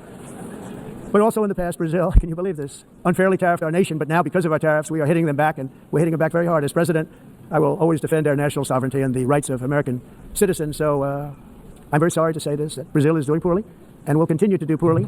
They can only do well when they're working with us. Without us, they will fail, just as others have failed. It's true. Next year, the United States will celebrate the 250th anniversary of our glorious independence, a testament to enduring power and American freedom and spirit. We will also be proudly hosting the 2026 FIFA World Cup, and shortly thereafter, the 2028 Olympics, which is going to be very exciting. I hope you all come. I hope that countless people from all over the globe will take part of these will be great celebrations of liberty and human achievement, and that together we all can rejoice in the miracles of history that began in July 4th, 1776, when we founded the light to all nations. And it's something really that an amazing thing came out of that date. It's called the United States of America. In honor of this momentous anniversary, I hope that all countries who find inspiration in our example will join us in renewing our commitment, values, and those values really that we hold so dear together. Let us defend free speech and free expression. Let us protect religious liberty, including for the most persecuted religion on the planet today. It's called Christianity. Oh my God. And let us Allah. And I said, you're sitting with the greatest asset. They essentially closed it by making it so highly taxed that no developer, no oil company can go there. They have tremendous oil left, And more importantly, they have tremendous oil that hasn't even been found yet. And what a tremendous asset for the United Kingdom. And I hope the Prime Minister is listening, because I told it to him 3 days in a row. That's all he heard. North Sea oil, North Sea, because I want to see them do well. I want to stop seeing them ruining that beautiful Scottish and English countryside with windmills and massive solar panels that go 7 miles by 7 miles, taking away farmland. But we're not letting this happen in America. In 1980, Solar panels taking away farmland. I'm pretty sure a lot of the shit we grow in the U.S., like, we literally just grow it to grow it. Like, I think the government, like, guarantees, someday I'll learn more about farm subsidies, but like, we grow so much shit that the government subsidizes, we start, like, throwing it in random shit too.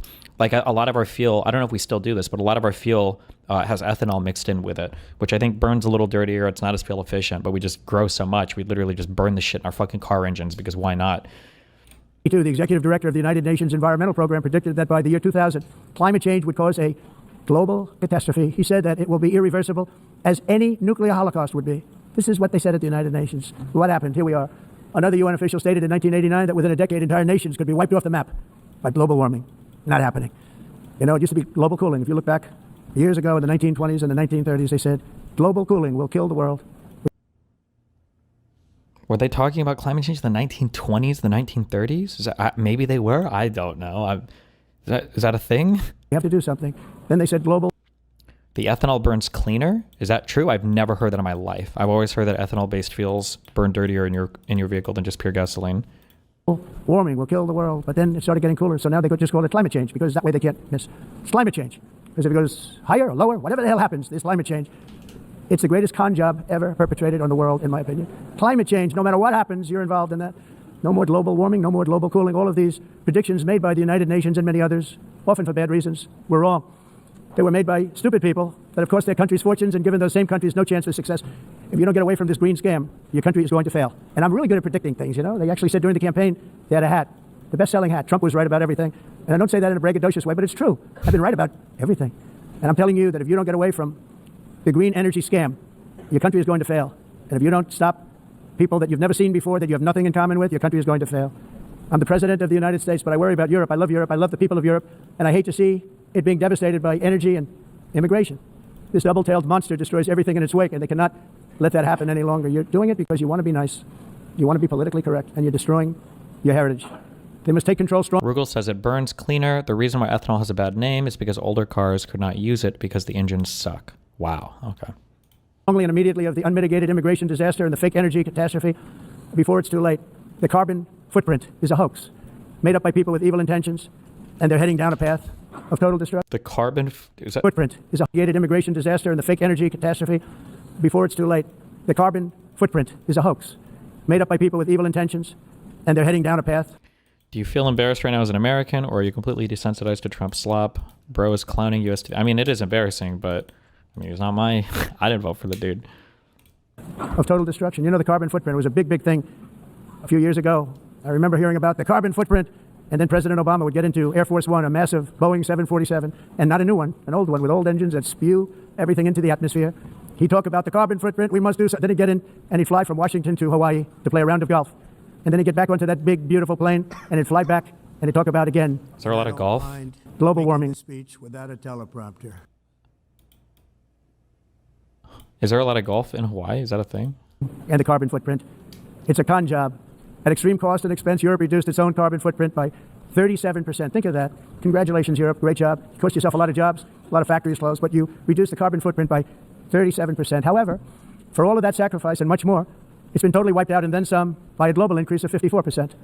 Much of it coming from China and other countries that are thriving around China, which now produces more CO2 than all the other developed nations in the world. So all of these countries are working so hard on the carbon footprint, which is nonsense, by the way. It's nonsense. You know, it's interesting. In the United States, we have still radicalized environmentalists, and they want the factories to stop. Everything should stop. No more cows. We don't want cows anymore. I guess they want to kill all the cows. They want to do things that are just unbelievable. And you have it. Don't you want to kill all the cows because you're trying to eat them, motherfucker? Just kidding. Too. But you know, we have a border, strong, and we have a shape, and that shape doesn't just go straight up. That shape is amorphous when it comes to the atmosphere. And if we had the most clean air, and I think we do, we have very clean air. We have the cleanest air we've had in many, many years. But the problem is that other countries, like China, which has air that's a little bit rough, it blows. And no matter what you're doing down here, the air up here tends to get very dirty because it comes in from other countries where their air isn't so clean. And the environmentalists refuse to acknowledge that. Same thing with garbage. In Asia, they dump much of their garbage right into the ocean. And over about a 1 week and 2 week journey, it flows right past Los Angeles. You've seen it. Massive amounts of garbage, almost too much to do anything about. If in Asia they dump much of their garbage right into the ocean, and over about a 1 week and 2 week journey, it flows right past Los Angeles. You've seen. Do I even have to ask, is that true? From China in a week, it drifts over to LA? Is it? What? In it, massive amounts of garbage, almost too much to do anything about, flowing past Los Angeles, past San Francisco, and then somebody would get in trouble because he dropped a cigarette on the beach. The whole thing is crazy. The primary effect of these brutal green energy policies has not been to help the environment, but to redistribute manufacturing and industrial activity from developed countries that follow the insane rules that are put down to polluting countries that break the rules and are making a fortune. They're making a fortune. European electricity bills are now 4 to 5 times more expensive than those in China. How does the U.S. come back from this, or is it GG? There has to be a strong, liberal, democratic answer to Trump, and winning the election is the start of the battle. It's not even close to being the end. It's not the midpoint. It is the start of the battle, because you have to repair all the damage done on the conservative outlet side. I think the first project that the new Democratic Party should do when they come into power, I think should be to shut down Fox News, 100%. And they should justify it with the Dominion lawsuit stuff. I think that it should be a huge investigation that should go criminal. Fuck the civil shit. But the civil stuff could be a building block from the Dominion stuff. And it should be a huge criminal investigation on every single person that was involved in telling a lie. I don't know if they would RICO it or if they would try to do some like conspiracy against rights or whatever what Jack Smith was trying, like bring back that case or whatever. But everybody that's involved in that should get jail time, or at the very least like disallowed from participating in that environment again. And 2 to 3 times higher than the United States. And our bills are coming way down. You probably see that our gasoline prices are way down. You know, we have an expression, drill. Nós reduzimos os custos de energia porque nós What the fuck? como expressão, vamos fazer tudo isso, reduzir os custos de energia e os custos diminuíram nos Estados Unidos. Common to see one. In Por exemplo, se você olhar electric costs. nos países em And then the second thing, 50 Supreme Court judges, all Democrats for life. I really would be excited about, and I think it would be so cool to expand the Supreme Court. I feel like if people cared about the court, you could even do it like in a bipartisan way. Like it doesn't necessarily have to be like packing the court with Dems or whatever. But one thing that I love the concept of this, but it doesn't happen anymore. Oh, and I learned this when I was on the field trip with Nathan. I think this is true. I never trust what tour guides tell me because I don't know if they're just lying or just like repeating some old wives' tale. But so a long time ago, it used to be sometimes you'll read like, oh, what did this old Supreme Court justice say? And it'll be like a court case. And you're like, why is it? Wait, but this wasn't even a Supreme Court case. So there's this concept called riding circuit. I think it was called riding circuit because I think the judges actually got on like horses and rode around like the different courthouses to like review stuff.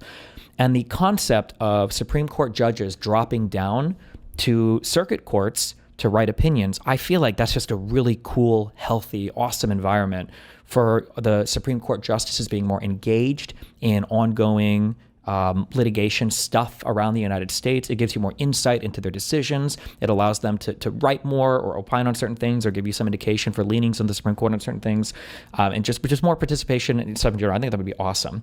However, as it stands right now, it's just not feasible, right? There's no way you can't have your Supreme Court justices writing circuit because they already have the docket is huge and they've got to be super selective about the cases that they get. I think the idea of having like 2 or 3 Supreme Court justices per circuit, that would be a big expansion of the court. But like something like having like, is it 13 circuits I think we have altogether? Having like 26 or 39 Supreme Court justices. And then the way that you do it is like every election, every presidential election cycle, you know how they like nominate their cabinet? You basically get like 3 or 4 Supreme Court picks. And then the Supreme Court justices, as you reach the end, when you've got all 39, when the next president comes in and he gets his 3 or 4 picks, then you cycle out the last 3 or 4. I think this would be way better because the Supreme Court itself would be able to tackle more decisions. The Supreme Court justices would have way more involvement in making rulings because all of them could have some obligation to dip down into the circuit courts and write opinions or participate in those circuits, which I think would be cooler. And then you'd also have way less of this hardcore partisan capture where it's like, oh my God, 6 conservative justices, we're fucked for 2 decades. Like, or like, oh my God, it's 5 liberals, we're completely fucked, right? Because it's so swingy right now. And the idea that the idea that like a single president could nominate like 3 Supreme Court justices is crazy. That's insane for a Supreme Court that has 9 justices on it. I feel like that'd be really cool. I feel like I haven't heard any arguments against it, although to be fair, I haven't heard people argue about this much. Usually when people talk about like expanding the Supreme Court, they just want to pack it for their own kind of like partisan purposes. But yeah, I feel like this would be a really cool way to expand the court, and just everything about it would just be so much better. I think like they could deal with more cases. It would just be, I think it would be cooler in every way. But how realistic is it? I have no idea. Oh, and it would make it fair because every time you get a president, like that's what the American people want, and then it's reflected in the Supreme Court nomination. I think that works fine. Yeah. Fatura de heat-related deaths. Não, mas nós nos Estados Unidos conseguimos usar eles e evitar aumento da temperatura, porque é muito caro também usar nada e ninguém pretending to stop the global isso. Hoax. The industrialized nation. Esse agenda mundialista não tem. Why the fuck am I getting Portuguese translations right now? Hello? Nenhum sentido. Entire societies must be rejected and it must be immediate. That's why in America I withdrew from the. What do you think of Vosh? I don't like socialist tanky people. So I don't think he's a full-on tanky, but the socialist shit is too cringe. Anybody that does the both sidesing shit is too cringe for me.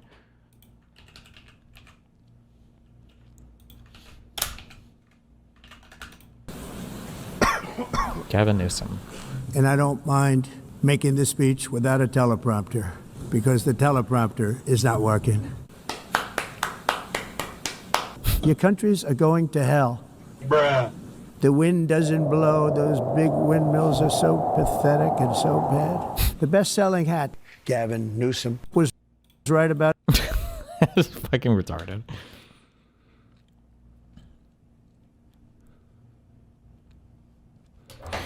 That sounds like a really good idea for the court. They could also operate by quorum, and the riding circuit judges could always be like too liberal, too conservative, or something.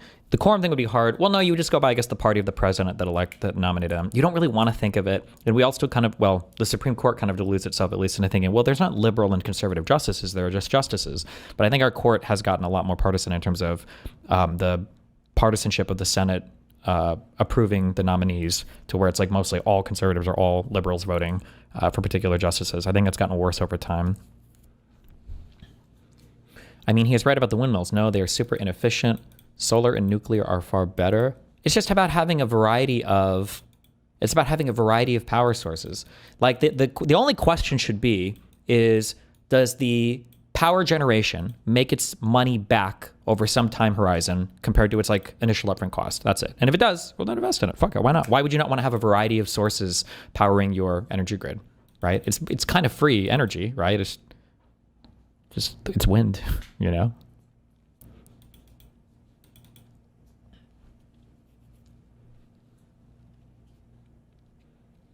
Unless it's Israel-Palestine, then you're the biggest both sides cook in the world at. Both sides for the conservative and the liberal party being the same in the US, I think is retarded, because they're not the same. Both sides in Israel works because Israelis and Palestinians are the exact same, and they deserve each other 100%. That's the difference.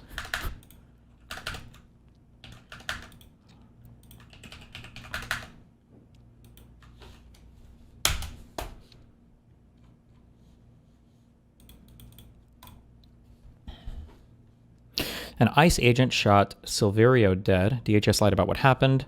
There needs to be a full, thorough investigation into what happened that morning. All camera footage must be released, and Noam must come to the committee and account for ICE's unlawfulness and lies. I don't know what this was even about. Body camera footage obtained by the Chicago Sun-Times shows the scene after an ICE agent fatally shot Silverio Villejas Gonzalez. The ICE agent said his injuries were nothing major. Video shows, but DHS reported the agent was seriously injured.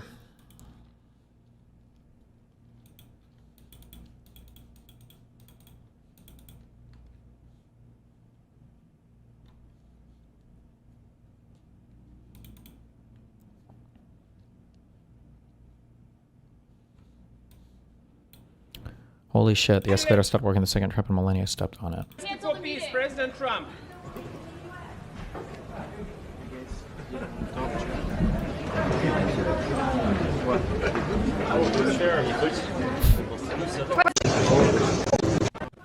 For peace, President Trump.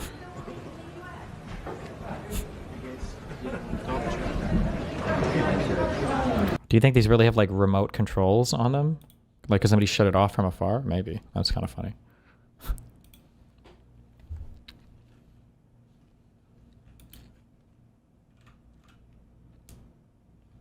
I don't understand why people keep saying this. Solar and wind are great if we could easily store it. We can't yet. Thus, it's not really making economic sense. Like, do you think that water wasn't good for humans before cups? I don't understand why people keep saying this.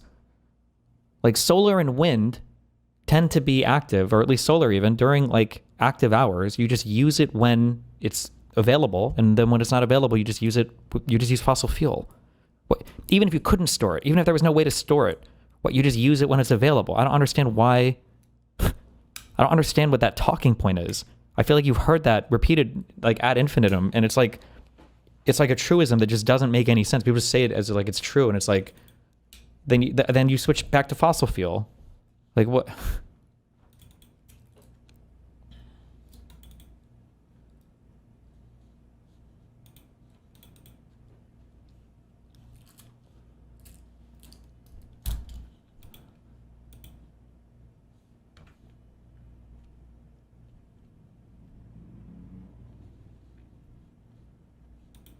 Because it's redundant at producing energy, not that it meets a need.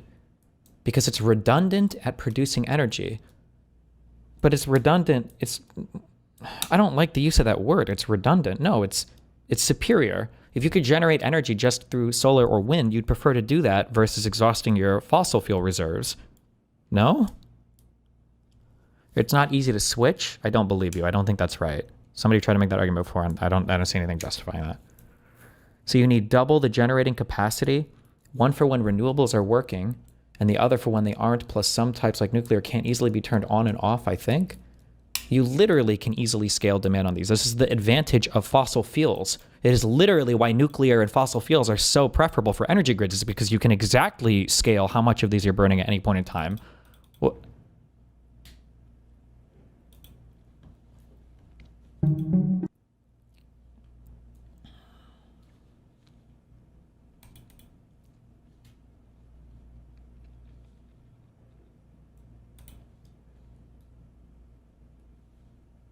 Okay. Stop. Don't troll me. Every Oklahoma high school. Hi. I'm excited to announce today that every Oklahoma high school will have a Turning Point USA chapter. We have seen... High school? Do you think Biden's energy policies were good, though? It seemed like it. The U.S. Fossil fuel industry was the largest I think it's ever been, and he was aggressively expanding into solar or green energy as well, which I think is like if you're not like politically partisan and you're not an actual fucking loser or retarded, that seems to be like the most obvious thing to do, right? Is like, oh, we can't just shut off our fucking energy, so we should continue to use fossil fuels as aggressively as we need to, and we should make heavy investments into alternative energy sources in the future, especially as energy demand increases with things like all of the AI bullshit. That seems to be like that seems like a no fucking brainer. And then everything else is like mental gymnastics, contorting yourself away from using green energy because you think that if you do it, it comes with like estrogen packs or something. Point USA chapter. We have seen the outpouring from parents, teachers, and students that want to be engaged in the meaningful work going on at Turning Point. I'm excited to announce today Oklahoma State Superintendent. Oh, so this is like a guy who, oh my God. Just announced that every single high school in the state will now be required to have a Turning Point USA chapter. What? Does he have the power, the superintendent, could he do this at the state level, or would each individual district have to vote on it?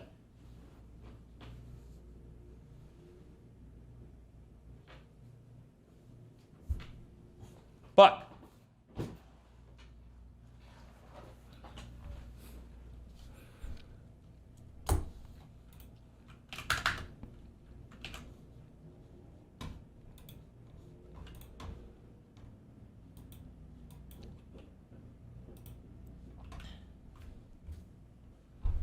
This is the same fucking guy who bought Trump Bibles for Oklahoma schools. Based.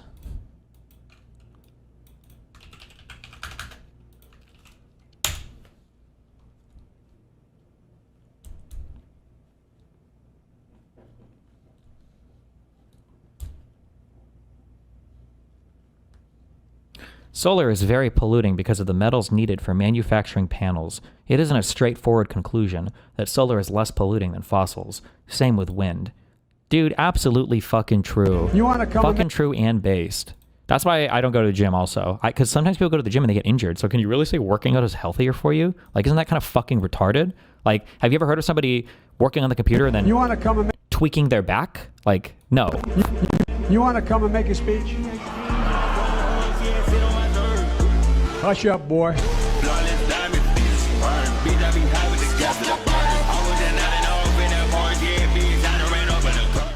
Damn!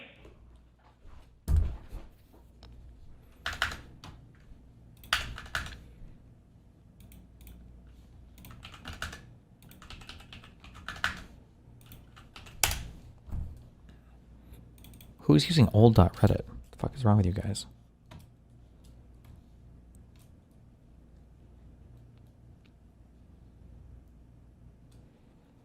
Why is she doing this? Oh, Kyla. Damn, you guys are unhinged about Kyla. Just listen. Let her make her tweets, okay?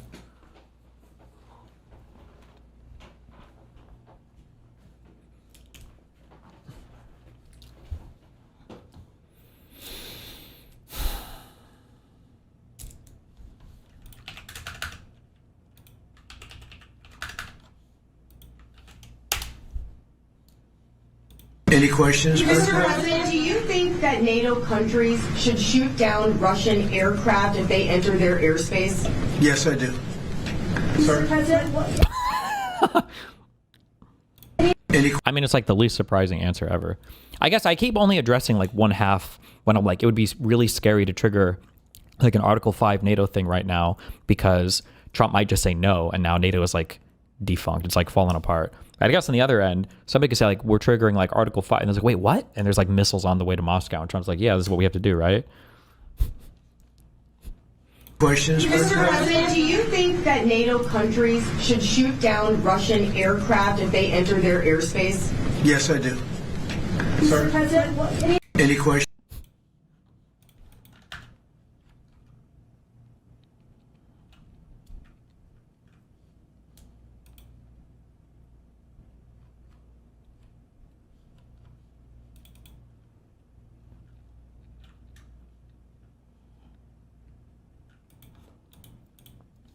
Did you see Erdog's message? People were criticizing that Kirk Nazi vigil.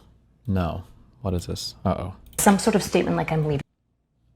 I'm going to take this video as some sort of statement like I'm leaving the left, but I identify with the left because of my principles, not because of some dedication to my in-group. I grew up in a fundamentalist Christian home, and what started me moving away was watching the way that the church treated my brother. He volunteered for about 80 hours a week when he finally came out as gay. The pastor went from calling him son to a disappointment.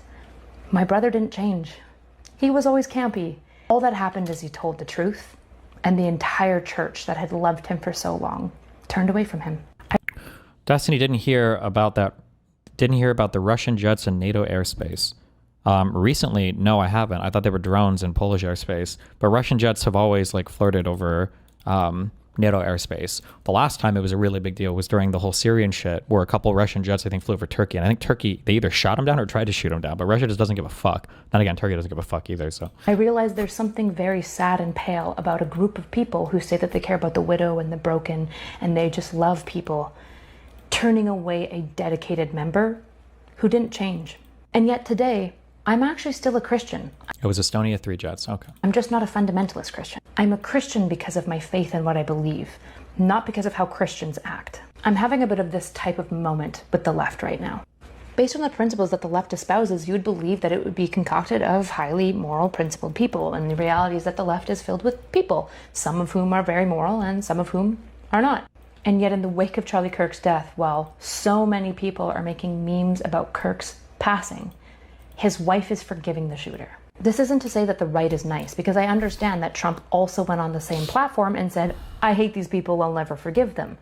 But that's a problem for the right. The same way when I talk to Christians, I outline that all of their hatred and bigotry kind of... You want... Listen, I will give Erica props if... What would actual forgiveness look like? Making some shallow overture towards forgiveness in the middle of a fucking Nazi rally, so you've got plausible deniability for inciting or stoking the flames of hatred in this country is one thing. If she were to actually come out during like the guy's allocution or some bullshit and she was like, I forgive this man and I don't think the state should pursue the death penalty as a result, then I'd be like, oh shit, okay, yeah, that's some hardcore real ass fucking Christian forgiveness right there. But like random speech words, don't give a fuck, especially in the middle of that fucking event. Jesus. It makes it seem like maybe they don't love people. I feel the exact same way about the left. And while so many people on the left came out and denounced the violence and whatnot, we have to take account for the fact that we have grown up a culture underneath us that young 20 to 22-year-old college students are unironically thinking it's cute and funny to consider protesting a vigil. You can't purport to be the side that... Man, but it's not a vigil. It was a campaign rally. That was not a vigil. It was a campaign rally where you have political figures showing up. That is morally better than the other side and then not act morally better. I'm not so erudite, I'm speaking for the silent majority. Like, follow, subscribe. A lot of people are going to take this video as some sort of statement like I'm leaving the left.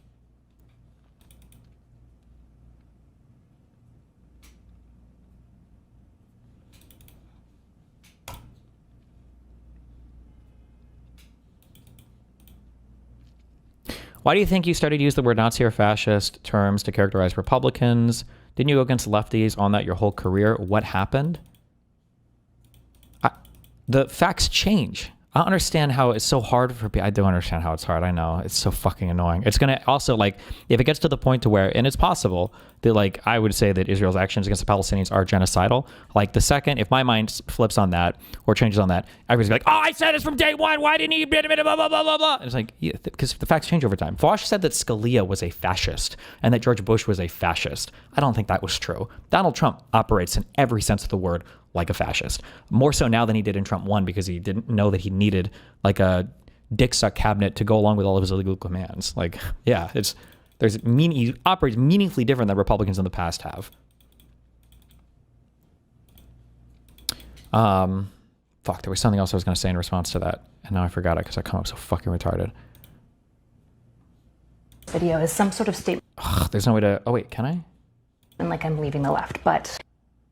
Wake of Charlie Kirk's death, while so many people are making memes about Kirk's passing, his wife is forgiving the shooter. This isn't to say that the right is nice, because I understand that Trump also went on the same platform. This is, I was going to say this a week ago, but I was catching too much heat and I didn't want to fucking, it's not, whatever. But, there are, okay, I've given this example before. There are certain personality types that will elicit a certain response from people, and I think that the onus is on you to understand how other people perceive you, and then if you're going to operate in a certain way, to accept that, right? So, for instance, there's like two ways of being kind of like an asshole-ish or like standoffish or whatever, I guess, kind of person, okay? You can be a person who's like, you know, somebody's like, oh, like, you know, why do you think people, you know, don't like you or think you're an asshole or whatever? It's like, I don't know. People can handle the truth, I guess.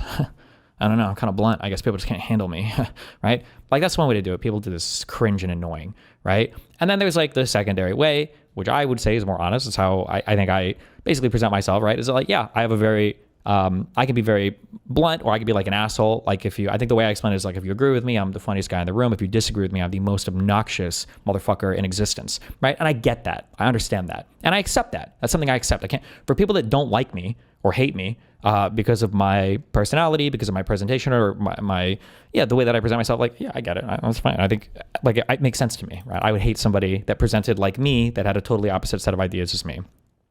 It's important to understand that. Now, I'm not going to say that all hatred is justified.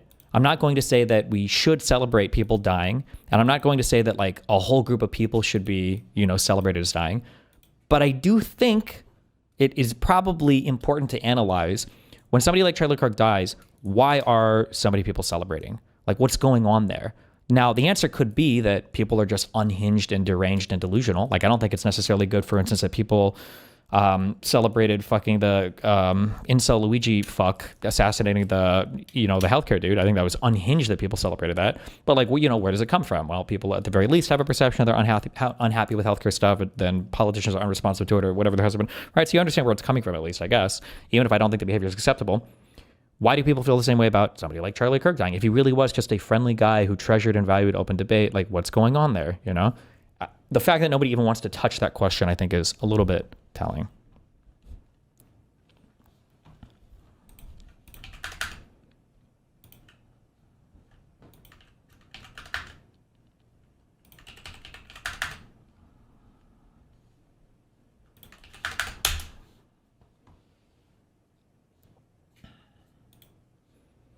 If someone at the UN intentionally stopped the escalator as the president or first lady were stepping on, they need to be fired and investigated immediately. The Times reported this on Sunday. To mark Trump's arrival, UN staff members have joked that they may turn off the escalators and elevators and simply tell him they ran out of money, so he has to walk up the stairs. That is pretty funny if that's the case.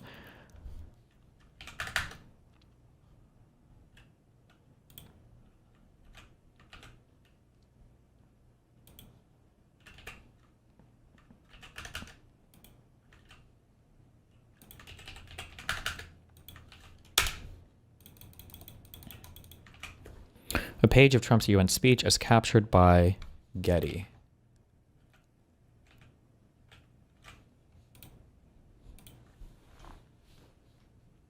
Oh, he even uses caps in his writings. Nice. Jesus Christ. In 4 years of Biden, we had less than $1 trillion of new investments in the United States. In 8 months since I took office, we have secured commitments for $17 trillion. Now pouring in from all over the world. Jesus.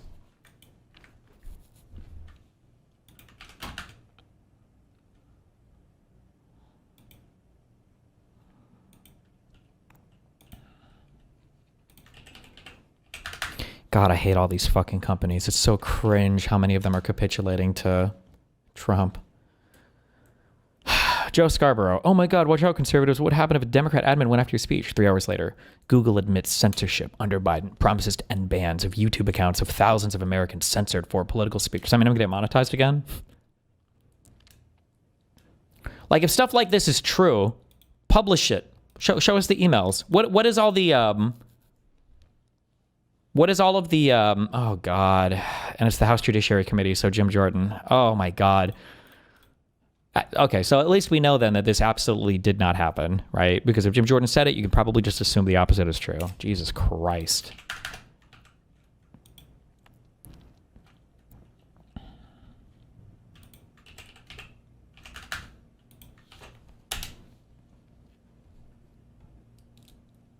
Breaking.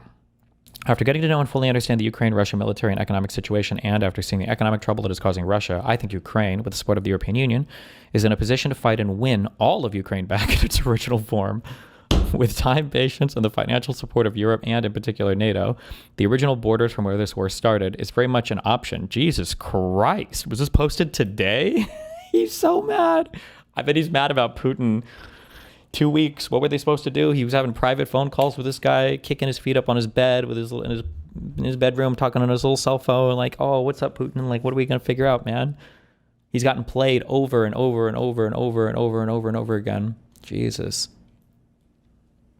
Do you think Putin fucked up? He had Trump in his lap, but now Trump turned. I don't know. Who the fuck knows?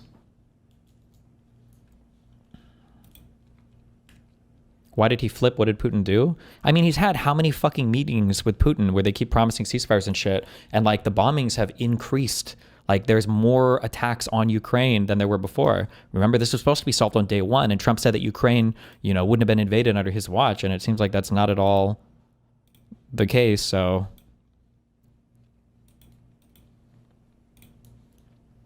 Putin is just kind of like making him out to be a joke, I guess. At some point, it's going to wear on Trump.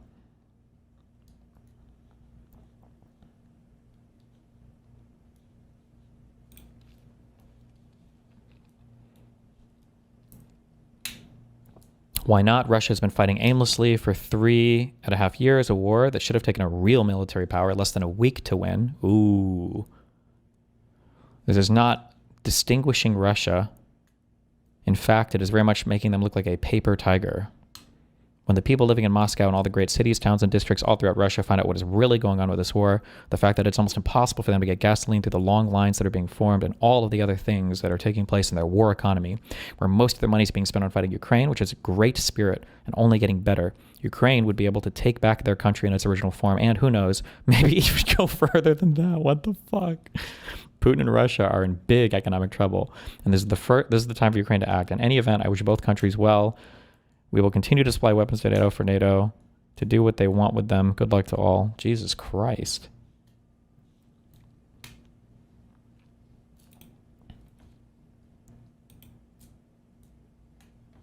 Of it, and you can Candace Owens is pulling 120k viewers right now. Oh, she's talking about her Charlie Kirk conspiracies. Is this number real though? 130,000 live viewers? Her talking about pop culture stuff, I think... Hello? Oh, I think actually helps her pull in a lot of,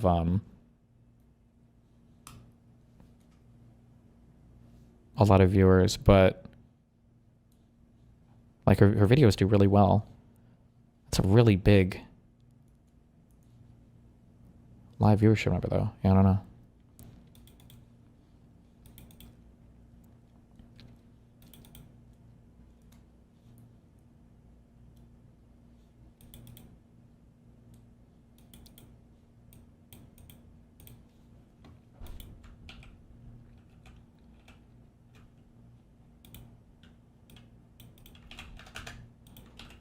Somebody asked, what would you do in this situation? 0 to 100 cars in 8 seconds.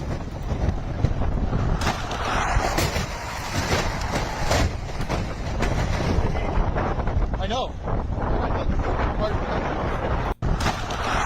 0 to 100 cars in 8 seconds.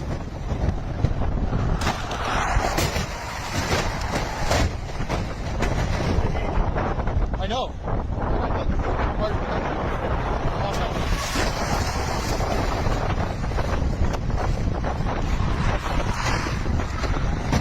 Oh shit.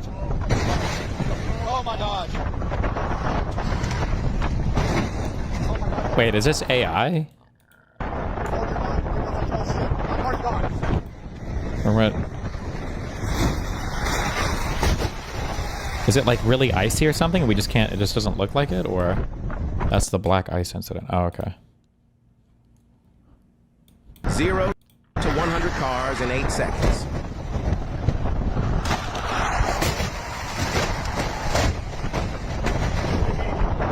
I know. Is it sped up too, maybe? Hold on. I'm trying to look at this guy. Might be sped up a little bit too.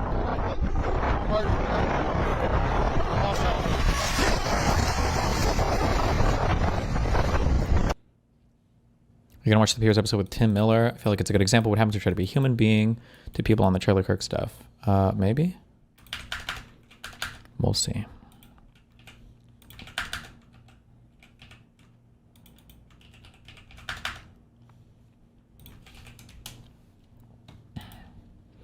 Her take, host gets tired of Anna.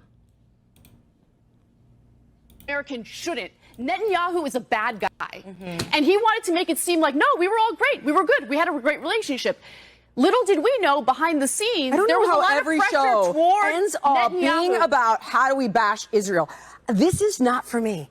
I'm not interested in this. Okay, I love I you know. guys. I'm sorry. Let's be good. I Let's have be good about zero precious interest Israel. Let the in country fucking committing a every show genocide. doing Yeah. this. Okay. I have zero. I think you guys are great. I fundamentally disagree with you about like every show doing this. I'm sorry. Cool. So can we continue the conversation? Yeah, let's not. Let's. Okay. Finish the last topic. All right. All right. Wow. Okay, guys. So, again, to clarify, I don't think Israel did it. And you want to know what's crazy is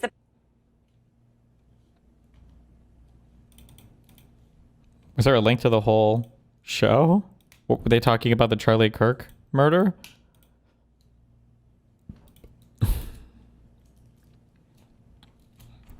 Nice. No link to the show. Good one, guys.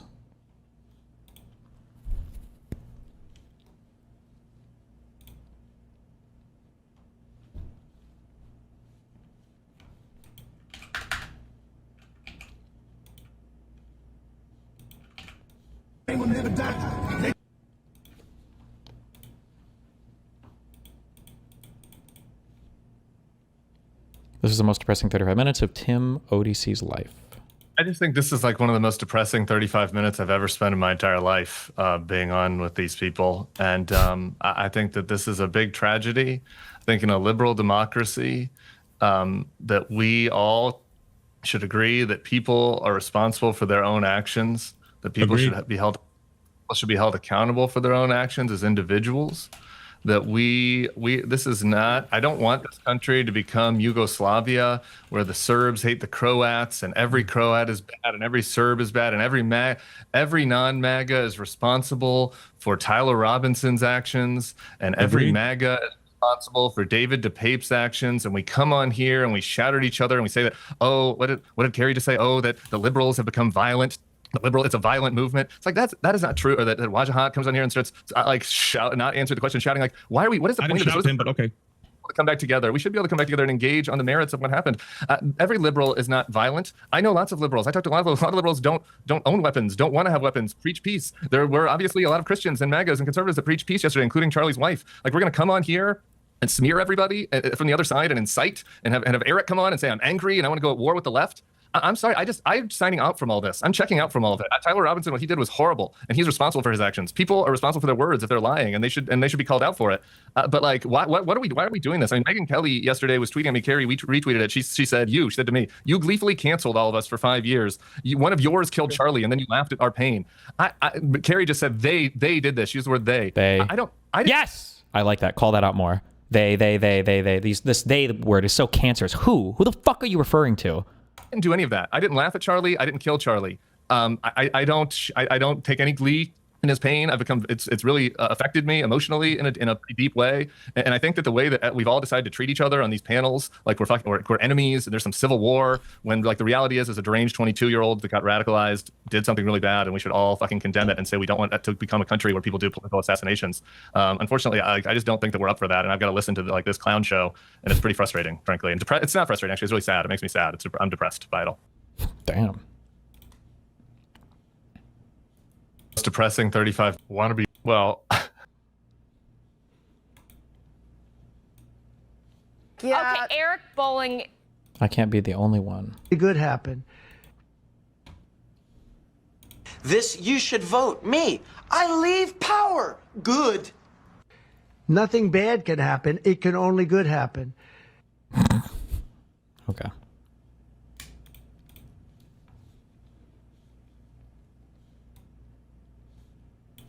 Hasn't Eric Streamed Bolling one day thought ago. that he had 2 daughters. Okay, so I'm not gonna. Okay, really Andrew Colvett. The narrative is not true. Andrew said, Charlie has a cordial relationship with Ackman. There's no black, also, no intervention. Nothing like what Candace is suggesting. That same Andrew said that Candace and Charlie remained friends. I just want to make sure. He's saying this is not true. But they were reporting to be fairly. We're pro-Hamas, obviously. The first one is we're going to run with some of the things from the official narrative that Kash Patel is putting out there, that the mainstream media is putting out there, revolving around this individual, Tyler Robinson. Now, obviously, there are a lot of irregularities around how this is proclaimed to happen, everything from the time frame in which he would have exited the vicinity, to the strange text messages that were sent, to the fact that he disassembled the rifle and then reassembled it and then left it in the wilderness. There's a lot of really strange things, but the main thing that everyone's really been talking about over the period of the last several days. What have they really been talking about? Tell us. She's not going to say Israel, right? Because that's not what most people have been talking about. That's like the fringe fucking weirdos online. Has been these text messages. So okay. I want to go ahead and dive into them, but more than that, I want to talk about this ChatGPT analysis that I've seen go mega.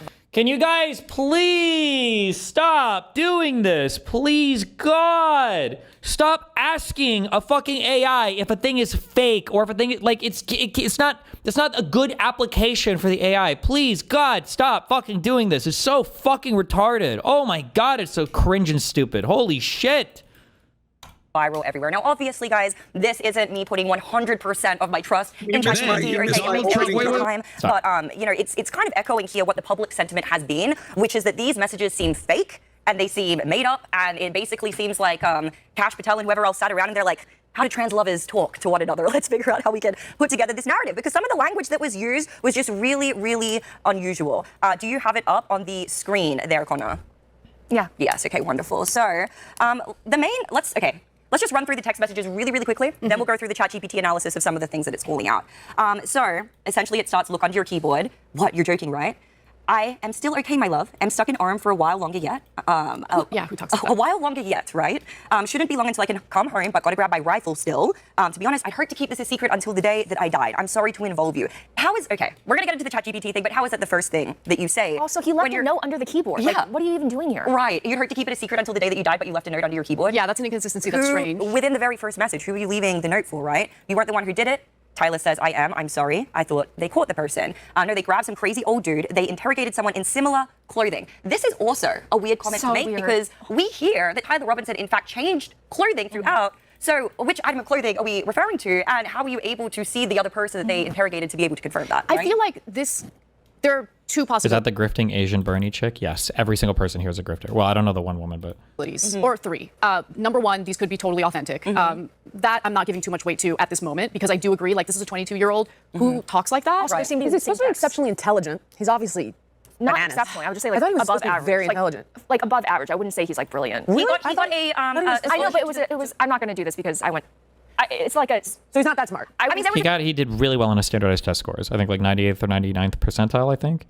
Then again, so did that one Trump shooter, right? Video that got released, he did get a scholarship to the school, right? So he is of above average intelligence. I know, but it wasn't like Harvard. Okay, so there are two other options. Is Harvard the only? It depends on even what you want to do, right? Like if you wanted to do like fucking engineering or some like, it's not like everybody needs to go to fucking Harvard or whatever. No. Okay.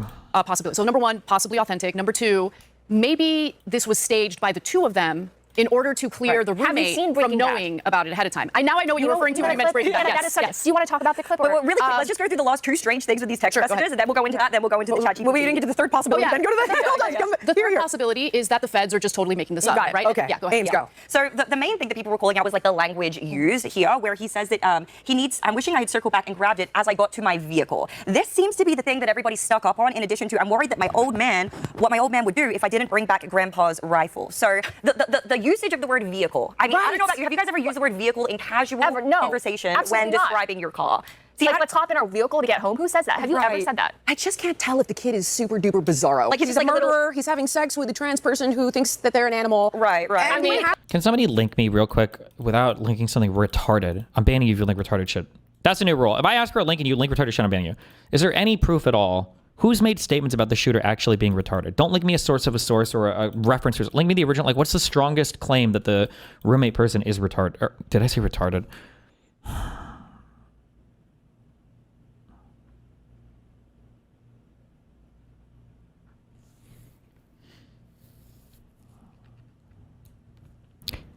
Is trans. Okay. Yes, he's a furry trans. That's been confirmed. I didn't know. That has been absolutely confirmed. That's another absolutely confirmed. This world means furries, and it's a whole. By the way, a furry, I'm pretty sure, is a person that like full on fucking has like a costume and all this shit, or somebody who like their primary jerk vehicle, they are like involved in these communities. I don't think just jerking off to some fucking furry porn every now and then is like part of your overall porn diet. I don't know if that makes you a quote unquote furry. But I don't know. I don't even know where the furry claims come from. Apparently, there was some Steam game that he played. How many hours did he have on it? He's not a normal kid. Obviously, he's a murderer, but in his brain's. So let's also clarify that as well. I mean, you aware, Anna, of what was inscribed in these bullets as well? I know that there was a lot of debate and some misinformation about the inscriptions. But tell me what. So, hey, fascist catch. Yes. One of them. Yes. Notice bulges, OWO, and the O's are capitalized. This is a furry community, basically. This is one. I'm pretty sure I've tweeted out shit like about notices bulge. Okay.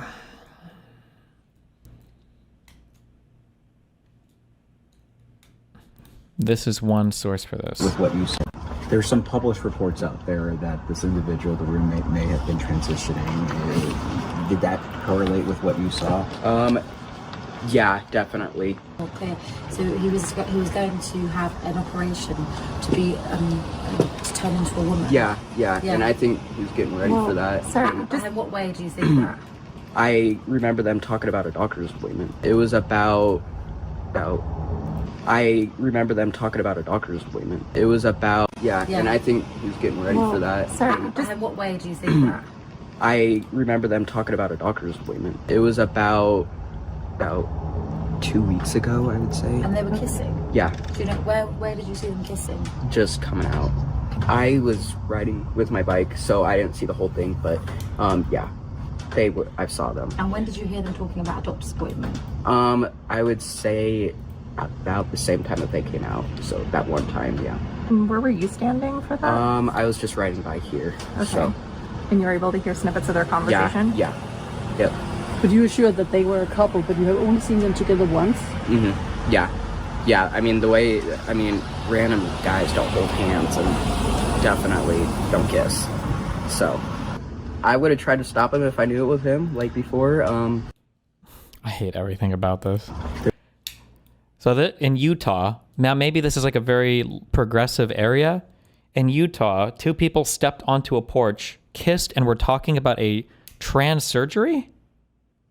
The roommate may have, there are Polish reports out there that this individual, the roommate, may have been transitioning. Did that correlate with what you saw? Yeah, definitely. Okay, so he was going to have an operation to be to turn into a woman. Yeah, and I think he's getting. First of all, bottom surgery is very fucking rare. I don't even know what percentage of trans people. It's like, isn't it less than 1% of people even get bottom surgery?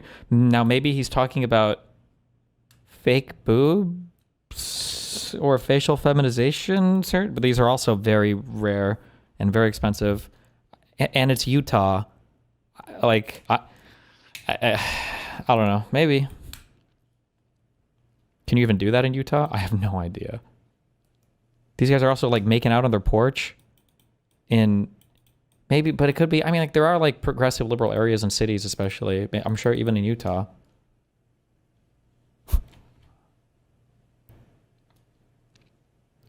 He only said doctor's appointment, nothing about surgery. Wait, that's what they literally say. They ask about an operation here. You saw? Yeah, definitely. Okay, so he was going to have an operation to be to turn into a woman. Yeah. That's what he said there. That was just a wild conversation to be having on your porch about your upcoming trans operation. But okay.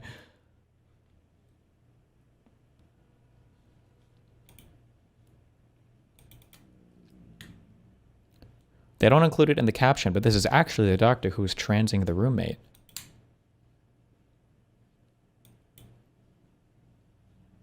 Queeman glazing you.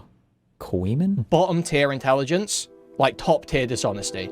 It's like the worst fucking combination you could possibly have. He's the worst of the worst. He's the worst of the worst. Let's be serious here. What do you mean you would rather trust those? You're a fucking... Oh. Okay. Destiny, they've only been trans for 6 months and there's no way anyone would approve surgery for them. Usually they need to have been trans for a year plus and have signed up for multiple... Well, I don't even know if 6 months is true. I think that was like a thing I was saying, but I don't know what the sourcing for any of this is. It seems like the sourcing for everything is like very, like people just saying stuff on social media and we have no idea like how valid, or like the governor saying random things, or... The source is this kid? Oh, holy shit, this is the 13th. Wait, this isn't the same guy who retracted his statements, is it?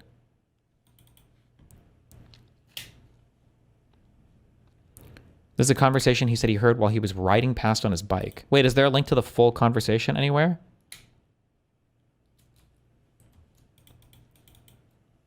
No, that was a Guardian guy.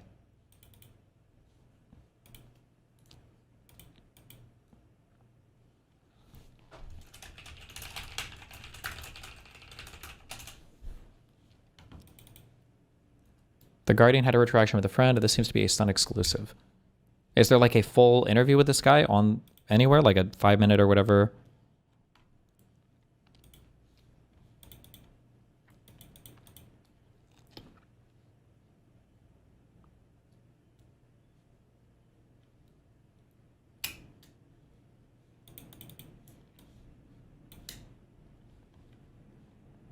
Three-minute. The hardest thing about the new Ben & Jerry's sundae is deciding how to eat it. Wow.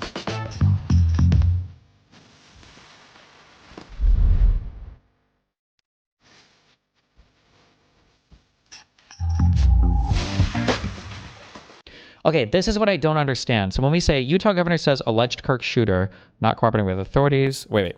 So I think I saw this a while ago. This is September 14th because he mentioned this transitioning thing.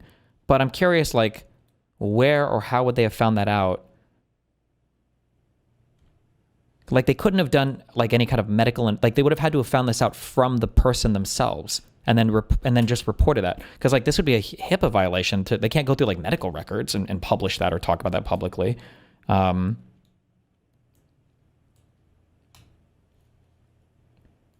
maybe if...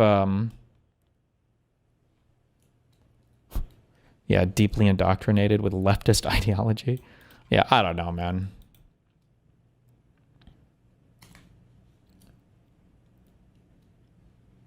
I thought the FBI said they were cooperating extremely well. The roommate is cooperating, but the shooter is not cooperating.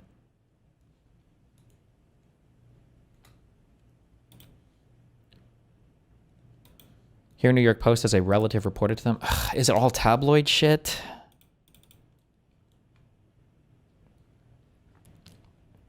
Alleged Charlie Kirk assassin's roommate was problematic before family kicked him out, relative says. The transgender roommate of conservative activist Charlie Kirk's alleged assassin was previously kicked out of his parents' house over issues surrounding substance abuse, gender identity, and a persistent video game addiction, a relative told Fox News Digital. Moved into a townhome in St. George, Utah after living with his grandparents when his father kicked him out.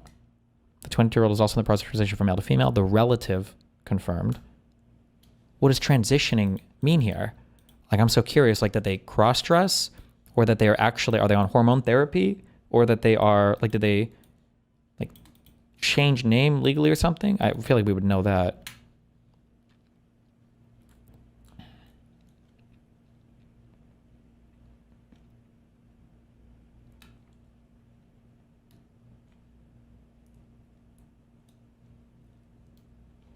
Wait, they had a TikTok account. What all was on the TikTok account? Do we have a link of that?